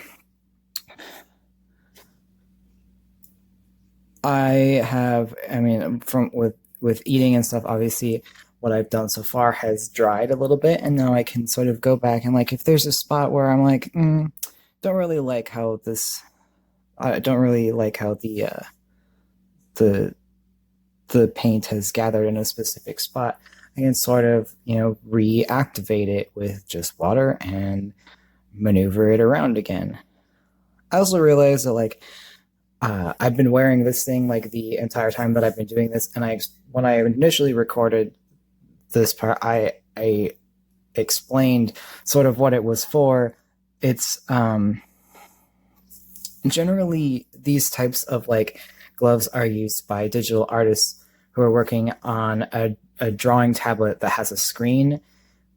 I do have a drawing tablet, and I have done digital art. I've been doing digital art for a number of years now, but I don't have a drawing tablet with a screen. But what these are for, typically, if for digital artists working with a drawing tablet that has a screen, it's so that like, the side of their hand doesn't come in contact with the screen and impact like the cursor, or like, as they're working, their hand doesn't accidentally like mess with the interface and the tools that they're trying to use. The fabric sort of creates a layer in between there. I use this, however, because even though I don't have a drawing tablet with a screen, I use this sort of glove thingy as sort of just a way to help me remember not to put my hand into like wet media when I'm working on something. And it is also I wouldn't say it prevents smudging when you're working with a type of media that is particularly prone to that, but it definitely seems to smudge things less than if I'm just using, like if I, had rested my hand against, say, like charcoal directly, like having this glove on is going to help it so it doesn't smudge as much as if it was my bare hand touching the charcoal. Now, I do not like working with charcoal, so that is rarely an issue I have to deal with, thankfully. It's getting late, so I'm getting a little bit tired and maybe a little bit more rambly than I have been so far, which isn't really saying all that much, if I'm being honest. But now we're getting to the point with Dancer here where I can start painting her stripes in. And, I think I'm going to add a little bit of definition to, like, her muzzle and sort of just color that in.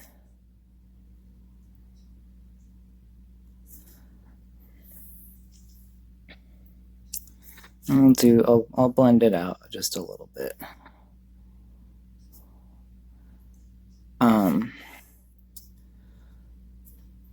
And I believe in, like, the previous recording, I talked a little bit about references, or if I didn't, I was getting to that point, and then my recording cut off. I genuinely don't remember. It hasn't even been that long, but that's you just get into a flow state of working on artwork, and it is important to take breaks and, like, step back so you can come back to your work and see if there's anything that you need or want to change with it.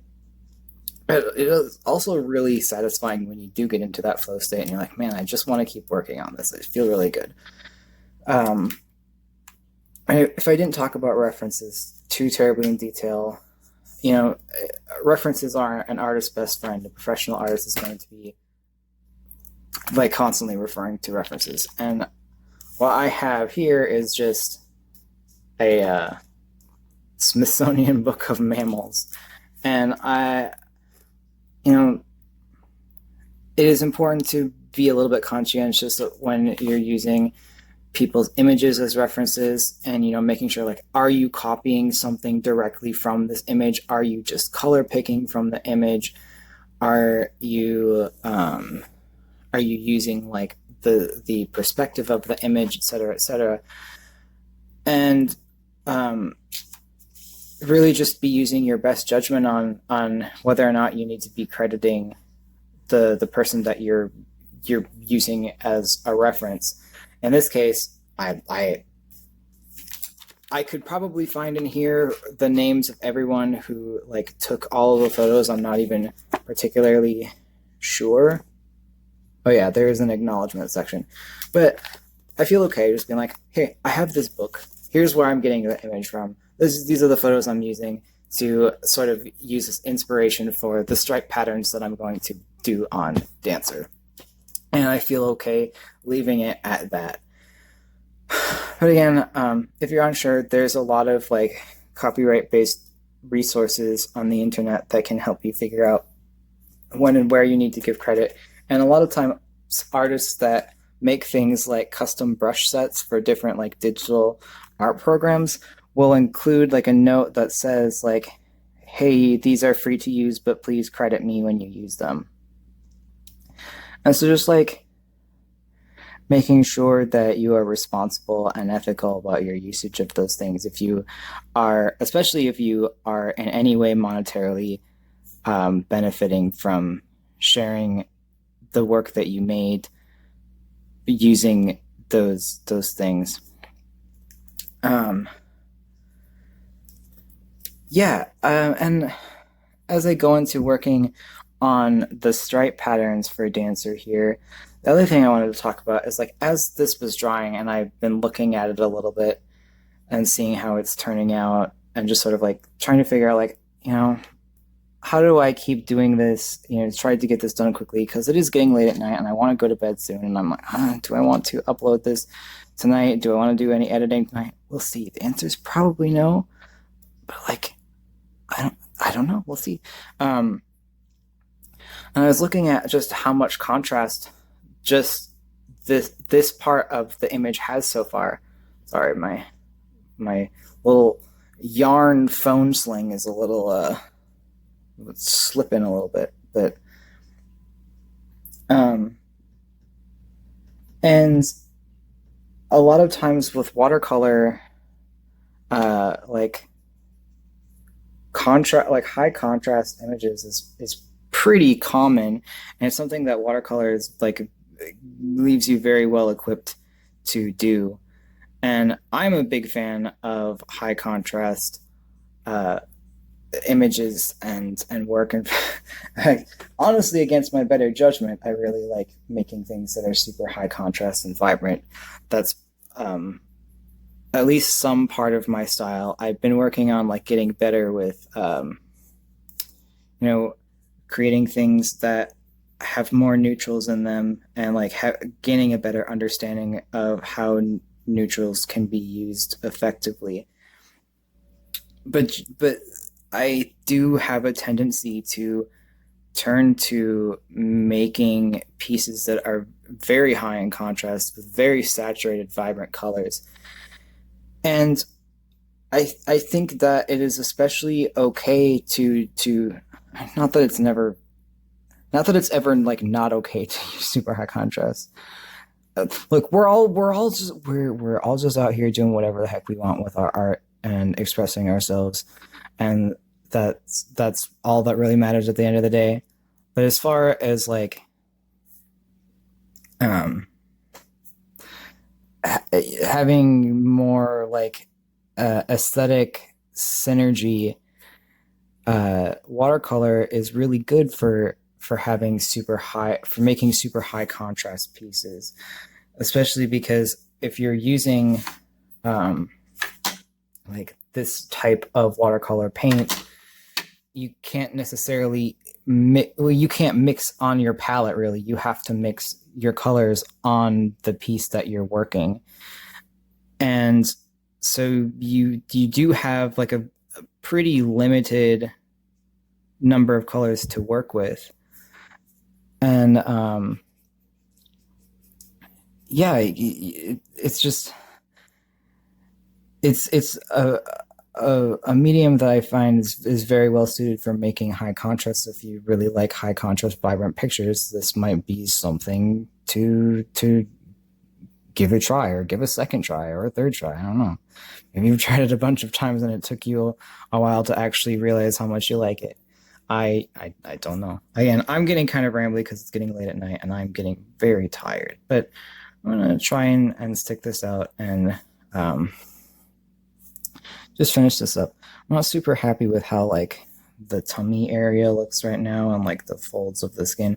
But again, we're just here to make bad art together, and this doesn't have to be perfect. And I'm not gonna fuss with it really any more than I already have. And I'm just gonna try to move on to doing the stripe patterns for her. So when I am looking at the tiger reference images that I have by me, it looks like there's a lot of stripes that sort of like there's stripes that go horizontal across the head and sort of like radiate out in very circular patterns. And I think I mentioned earlier on, I'm going to try to just do this more simplistically than, doing like fully rendering out a tiger's stripe patterns. I'm going to use a really dark gray to start out with, and I might add some black into that. I feel okay doing some like full pitch black in Dancer's stripes here because it's not necessarily a shadow, but if there are stripes that are in shadow that I might, I can add black to really accentuate that those parts of her are for sure in a shadowed part of her body. So let's see here. Looks like tigers kind of have like these cute little like eyebrow stripes. So let's do those. And I also noticed that like the backs of their ears are black too. So we'll do that.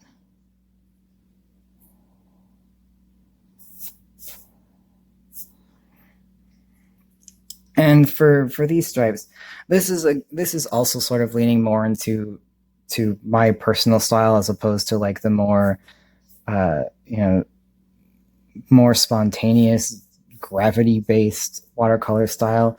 But a lot of times, especially when I'm doing like more detailed things, I will do sort of like a stippling motion, or like a little, like making tiny little dots right next to each other, to create a sort of micro texture, and overlap different opacities of the color that I'm working with in a very small region. And that's how I can get so much variation using just one of the colors in my palette. But again, I'm gonna try to be sort of quick about this. I may stop actually talking for once and just sort of focus on working, but we'll see. We'll see if that actually happens. I was thinking about other things that I wanted to talk about in this video while I was having my dinner. But I, of course, cannot remember them now that I'm actually sitting down and recording again, because that's just how things go, isn't it?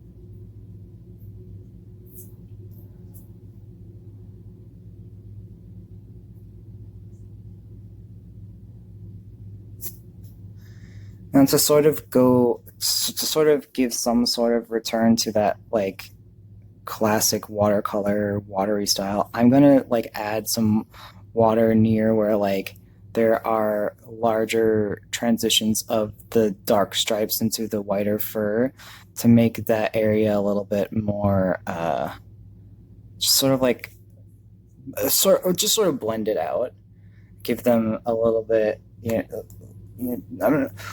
She's sort of cartoony, but since watercolor by nature creates such like a lovely texture, and you might as well use it. The other thing I should mention, because I just realized that this is a mistake on my end, and it can be a very difficult thing to get used to the habit of doing this when you're working, especially really when you're working in any traditional type of medium, where like, whoopsie. But you know what? This is okay. This is, as Mr. Bob Ross would say, a happy accident, because I can show you what happens when you accidentally fumble your watercolor paintbrush. You can just sort of lift it back off.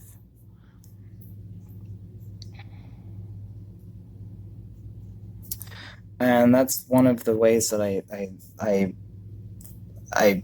think that watercolor is a lot more forgiving to beginners than other types of painting, because look at that. You can't even really tell. Anyways, just a happy little accident there. That's okay.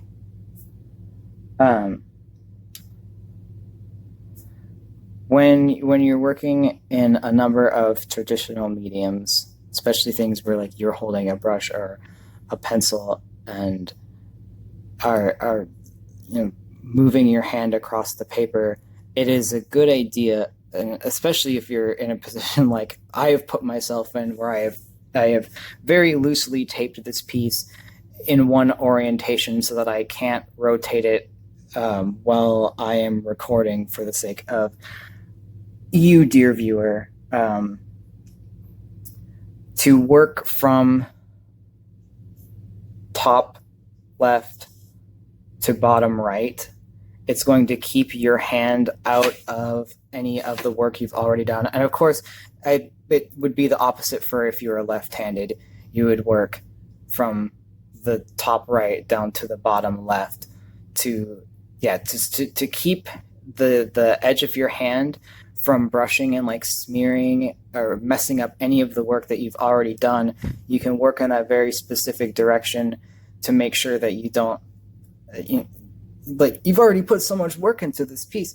And here I have gone and goofed it. And I painted this ear before I did this one, but I can just sort of very awkwardly put my hand up higher and work around it. And it's really not a big deal. Again, this for Dancer, we're trying to be a little bit speedy and not super nitpicky about all the teeny tiny little details. Right now we're just blocking in the shapes of her stripes and hopefully going to bed soon.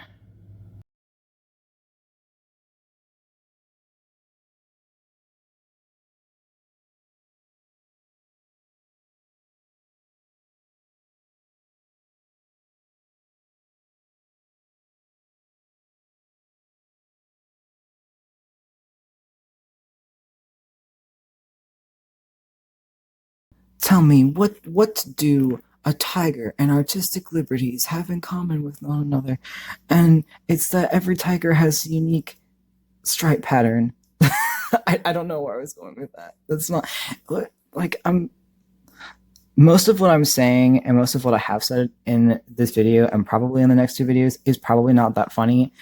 And I appreciate your patience with me and just sort of like vibing out while I make art and sort of talk about what I'm doing and sort of just talk about things that interest me and sort of talk about just whatever random thoughts come to my mind. I don't actually know how helpful or useful this will be as a tutorial for people that are genuinely interested, but you get to watch me doing something and you get to listen to my very monotone autistic voice whispering sweet nothings about art into your ears the entire time.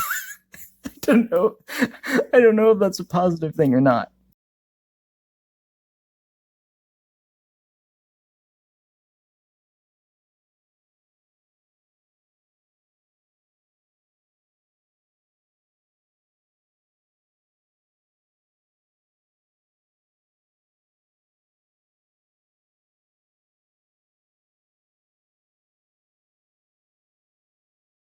Something that you learn in art school, because you do have to do critiques fairly regularly, both like in front of your professors and in front of the art faculty and in front of your peers.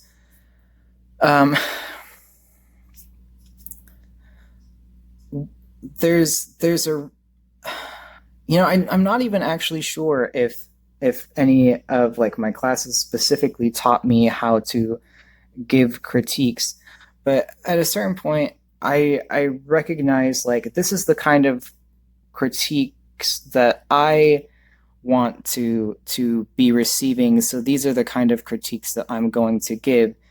And sometimes people don't want to have a critique on their piece, so make sure that you're respecting those boundaries too if they have them set. But if you do want to if you want to make an artist feel really good about what they're working on, notice things about the piece. And that is maybe a very vague statement, but like you got to verbalize the things that you notice about it. Like you don't even have to, it doesn't even have to necessarily be a piece that you particularly like. It doesn't have to be something that you're particularly interested in. But I started going into critiques in my different art classes and just making a point when my peers were presenting and I had the energy to actually talk and like say things, to verbally notice certain things about what they were working on, because I'm pretty sure most artists, like, they're making a lot of the choices about their work very intentionally, sometimes way more intentionally than you might even be aware of as an outsider. It's similar to writers. A lot of people that are writers, they are making specific writing choices very intentionally, and yeah, artists are the same exact way. They're they're making very specific choices when they're working on their pieces, and it feels really nice to have those qualities recognized. And the more that you're around art and the more that you observe art, the easier it gets to be to like recognize when things are being done very intentionally and to be able to comment on them. So there's definitely like some practice that goes into talking about artwork as well. It's not a perfect science. This is these stripes are taking way longer than I wanted them to.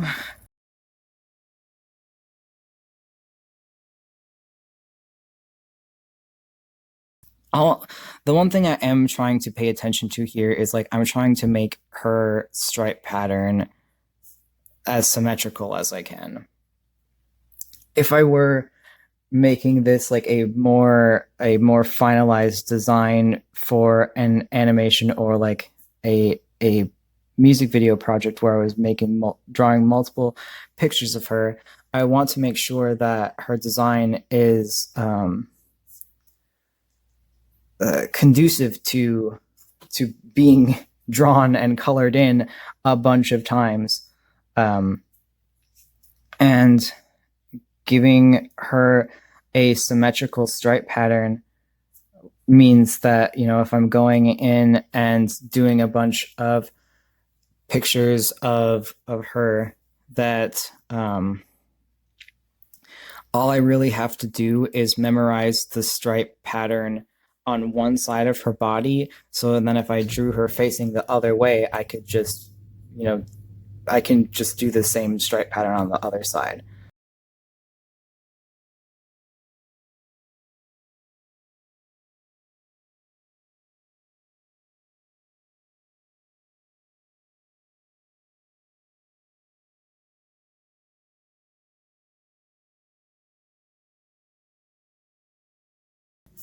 And we're getting there. I'm going to say it.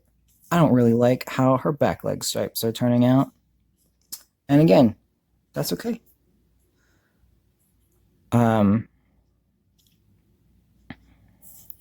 You've probably seen artists do redraws of old pieces of work that they've done. And that is something that I would also really encourage. If you have a piece that you make that you're like, this is a really cool concept and I want to try and like re-realize it again at a later date, that can be super satisfying and fulfilling to do. I've done it with a couple of different pieces.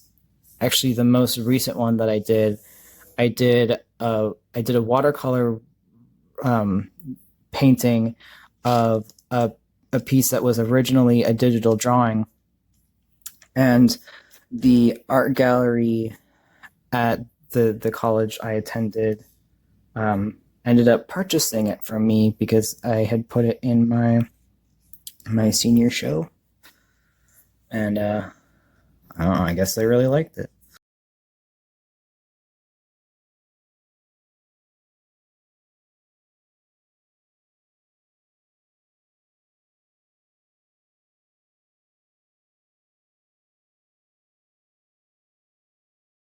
And I will say, I'm also not liking just how dark this area of her tummy turned out. So what I think I'm going to do there is I'm going to add some of like this light yellowish cream color that has white in it to start to lighten that up a bit.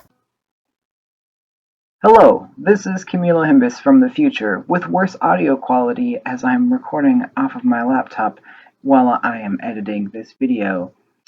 I'm just popping in to say that as I uploaded the files for this video and sort of looked back on the finished painting, I noticed something very awkward. That being that when I added that lighter color to Dancer's tummy, it sort of looks like I painted her hoo-ha. And I mean, I'm not monetizing this video by any means. I don't monetize any of the videos that I make.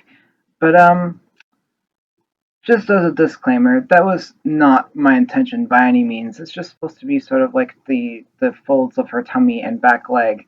And after was done recording the video, I did go back and fix the painting so it doesn't, so that there's no room to even question that that could possibly be what I like. I don't think it's too noticeable, but in case it is, I just wanted to put it out there that I did notice that, and it has been fixed. Hopefully, that did not raise any eyebrows. Back to the video.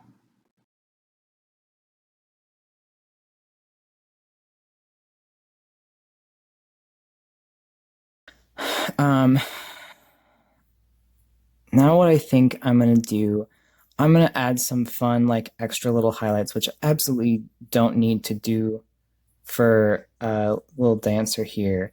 I'm gonna take the lightest blue on my my student grade. I realize I've been holding on to the book with my reference. I can set that down so I can actually sort of show what I'm talking about. This blue I'm gonna take, and I'm just gonna sort of like go over very, very lightly some of the edges. This is also pulling in just some of my own personal taste and my own personal style, incorporating another color that complements the rest of dancer's colors that are, you know, that I've already sort of established in her. And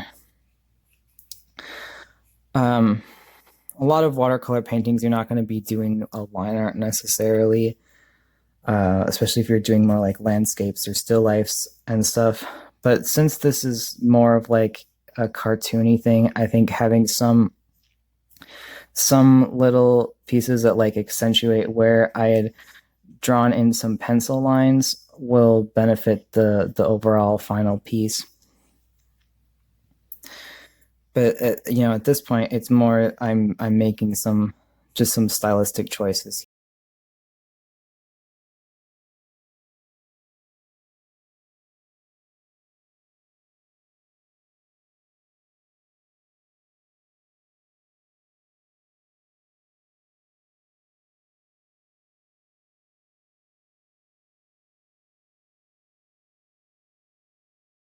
Another important thing, and this also comes with practice, and like making lots of different pieces of art, you know, over a long period of time, you start to learn when you are overworking a piece. It's really hard to tell when a piece of artwork is done, because pretty much every piece of artwork, if not all pieces of artwork, could hypothetically be worked on forever and ever and ever. And so, as you become more practiced as an artist, you start to pick up on like, this is when it feels like right now is the time that it feels like I should be stopping, because if I keep working on this right now, I'm going to overwork it and potentially I wouldn't necessarily say ruin all the work that you've already put in, but maybe detract from some of the work that you've already put in.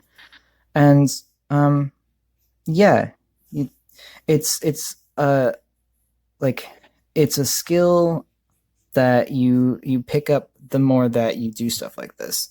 Like everything else in life, this just requires practice.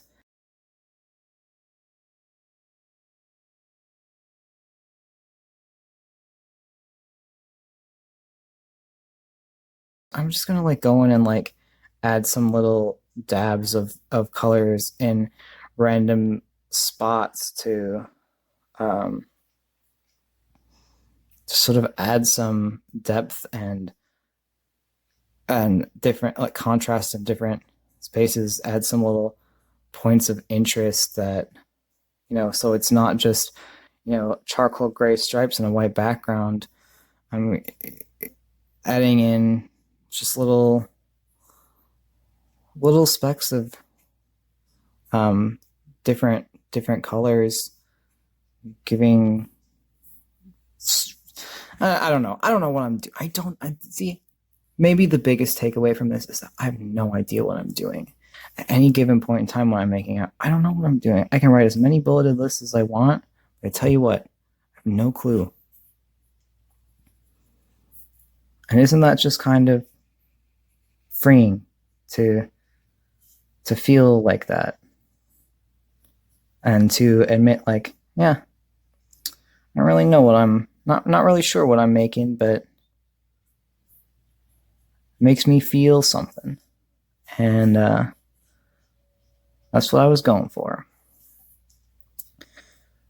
I think all I'm going to do left before I head to the face area is just sort of blend out this spot a little bit more.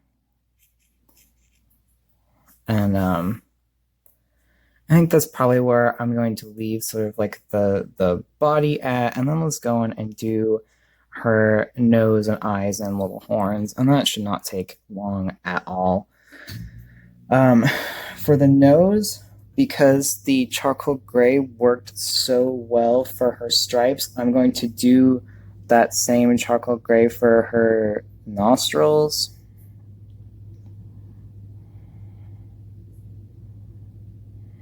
And I'm going to sort of curl that charcoal gray around, because like if you look at like the nostril holes on some like mammals, like cats and stuff, like the nostril isn't just like a tube necessarily. There's their noses are super fascinating, and they kind of like curl back into like this slit behind like the main cartilagey part of the tip of the nose. I don't actually know that much about mammalian nose anatomy, so forgive me.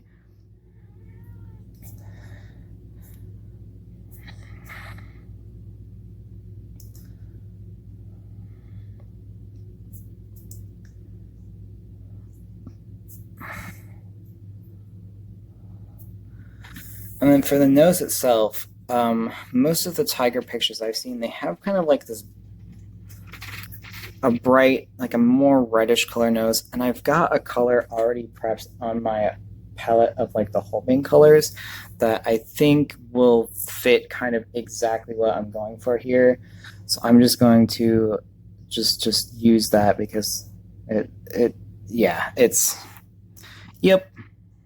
it's kind of like a slightly desaturated like raspberry red or pink color.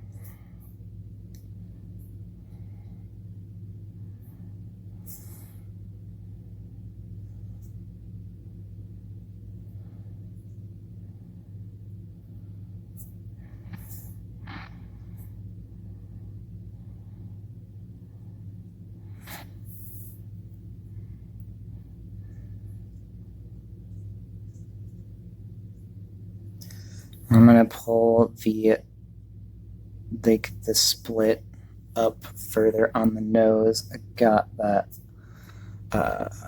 It's a little bit too much water in that stripe there, but that's all right. We're just keeping things a little bit messier than going in with as much teeny tiny details as I usually do. And we can always fix that right up. That's the beauty of watercolor, baby.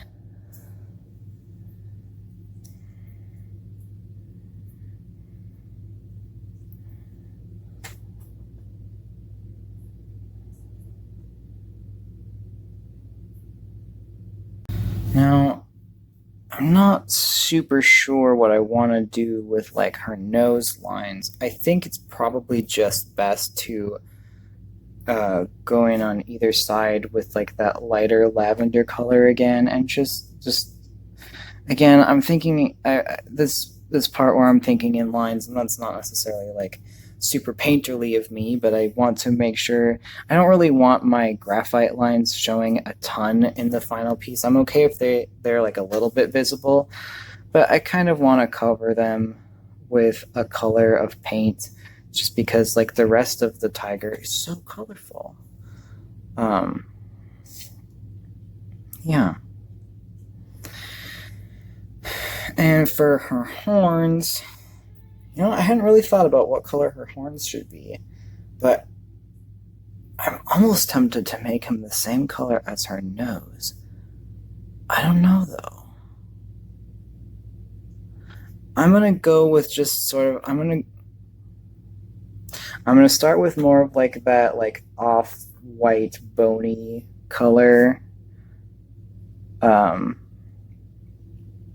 that I would normally sort of associate with uh like bony protrusions on an animal and see how I feel about that and go from there.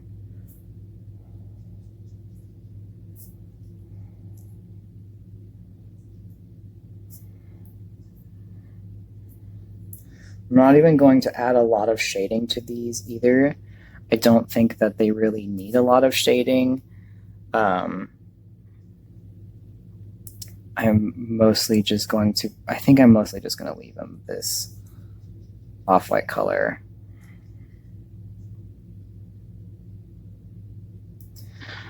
Oh boy, and now my cat is causing trouble, as I hoped he would not while I was doing this, but you know what? I love him, so it's okay.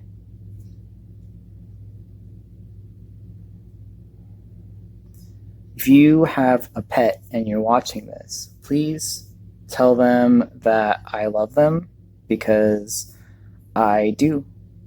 And tell them that they are a very good pet. They're a very good creature.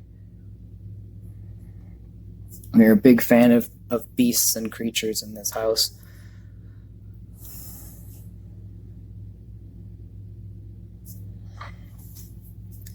So I think what I'm going to do for shading to pull in the color of that nose, I'm just going to go around sort of like the base here with that like reddish color and sort of use that as like the shading. Let's see what it looks like.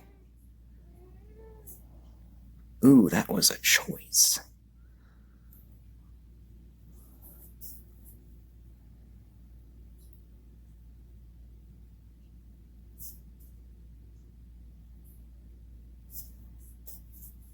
That was a choice, and I am kind of loving it.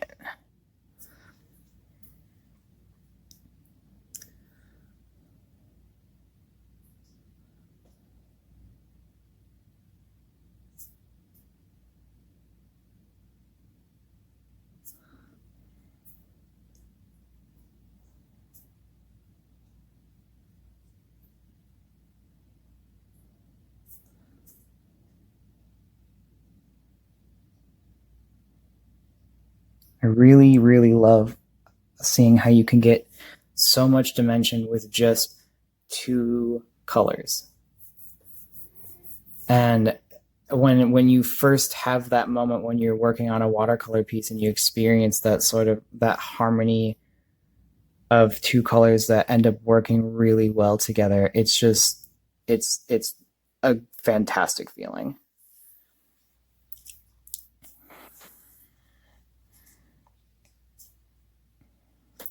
And as I said earlier, I don't like how the back leg stripes turned out very much. So now I'm going back and sort of fixing them again, sort of like, oh, I just made them all smudgy, but now I'm going to make them not be that again. And I swear this is the last time I'm going to touch them. Because if I keep going back and trying to fix them more and more, my phone's SD card is going to run out of space again, and then it will stop recording before I'm done doing this part of the painting, and then I'm gonna be very upset because I'm gonna have to go and do extra steps that I don't want to do before I go to bed. So moving on, the eyes, and I left these for last because painting eyes is maybe one of, if not my favorite thing. or just like coloring eyes in general. So we're going to try and pull some greens. I'm going to try to make it more vibrant. Towards the beginning of the video, I was sort of like playing around in this little swatch area here to sort of show how the colors, how you can sort of go back and reactivate watercolor on the paper. But I'm going to try to get them pretty vibrant in this case. And this might also sort of blow your mind a little bit. Something that I really, really love doing is not making the pupils of the eyes black either. Remember how I talked about not making the shadows black? I like to make eye pupils not black either. Sometimes I will do partially black pupils, and but yeah, sometimes I just do eye pupils that are entirely not black, I guess. In this case, I'm using a very dark purple to pull in with the rest of the purple color. And then I'm going to do, for the iris around, I'm going to start with that yellow. Oof, my eyes are getting a little fuzzy with how late it is. I mean, it's not that late. I will probably stay up far later than what I'm doing to work on this, to be perfectly honest, but it's getting to the point at night where it's getting hard for me to see things. So I definitely need to be done with this very soon.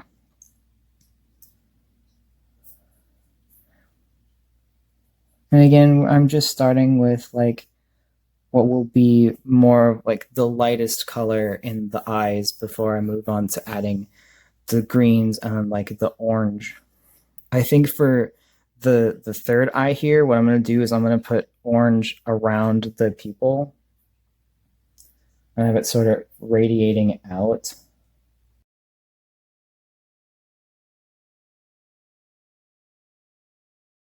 Yeah, I love how spooky that looks.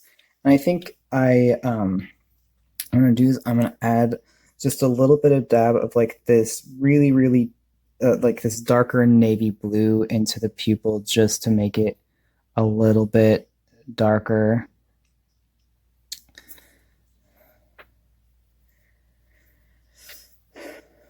And now let's move on to the regular eyes of this little tiger girl.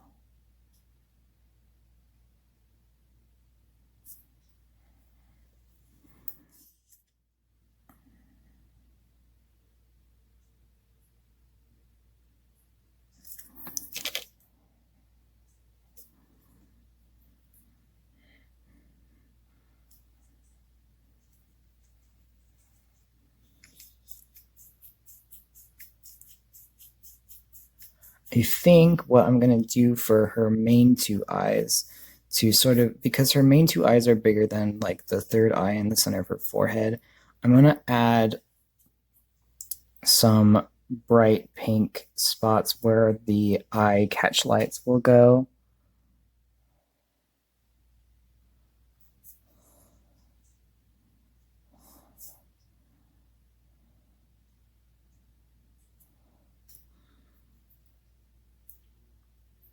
And that will help me if I go over those catch light spots with white watercolor to like, it's basically just sort of a marker for me to remember like where I'm going to be doing that.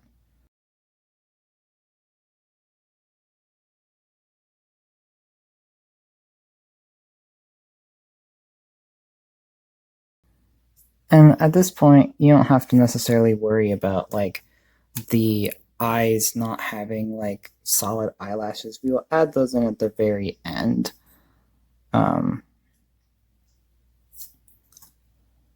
So it's okay if they're a little wobbly and messy for right now.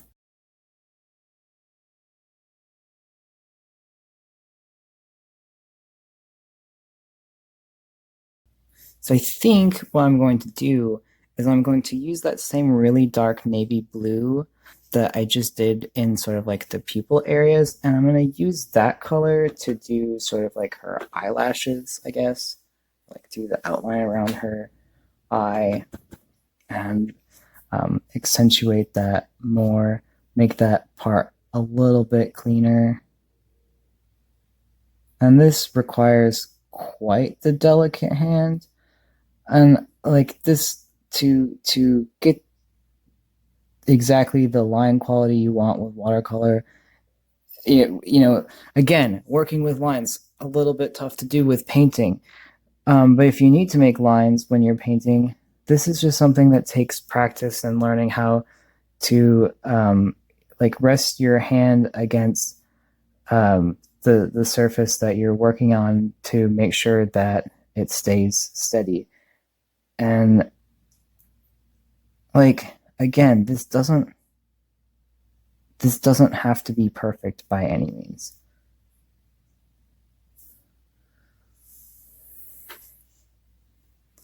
So there's one side done. Let's do the other side.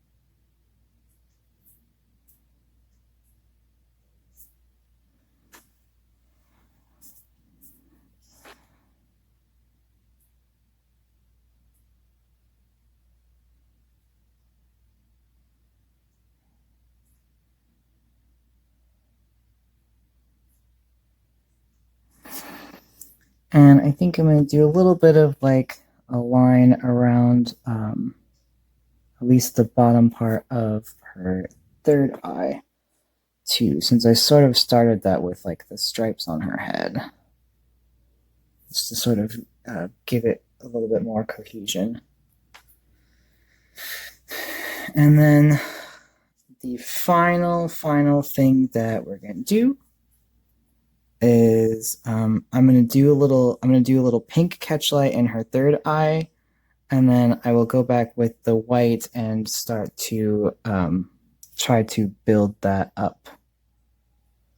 So I'm going to do a little pink catchlight there, and you'll see as that dries that pink will become closer to this shade of pink.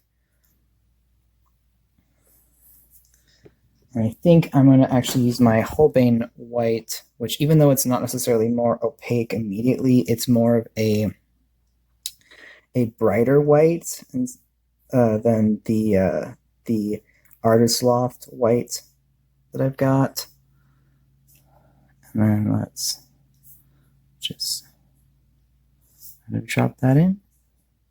We'll do a little bit in that one too.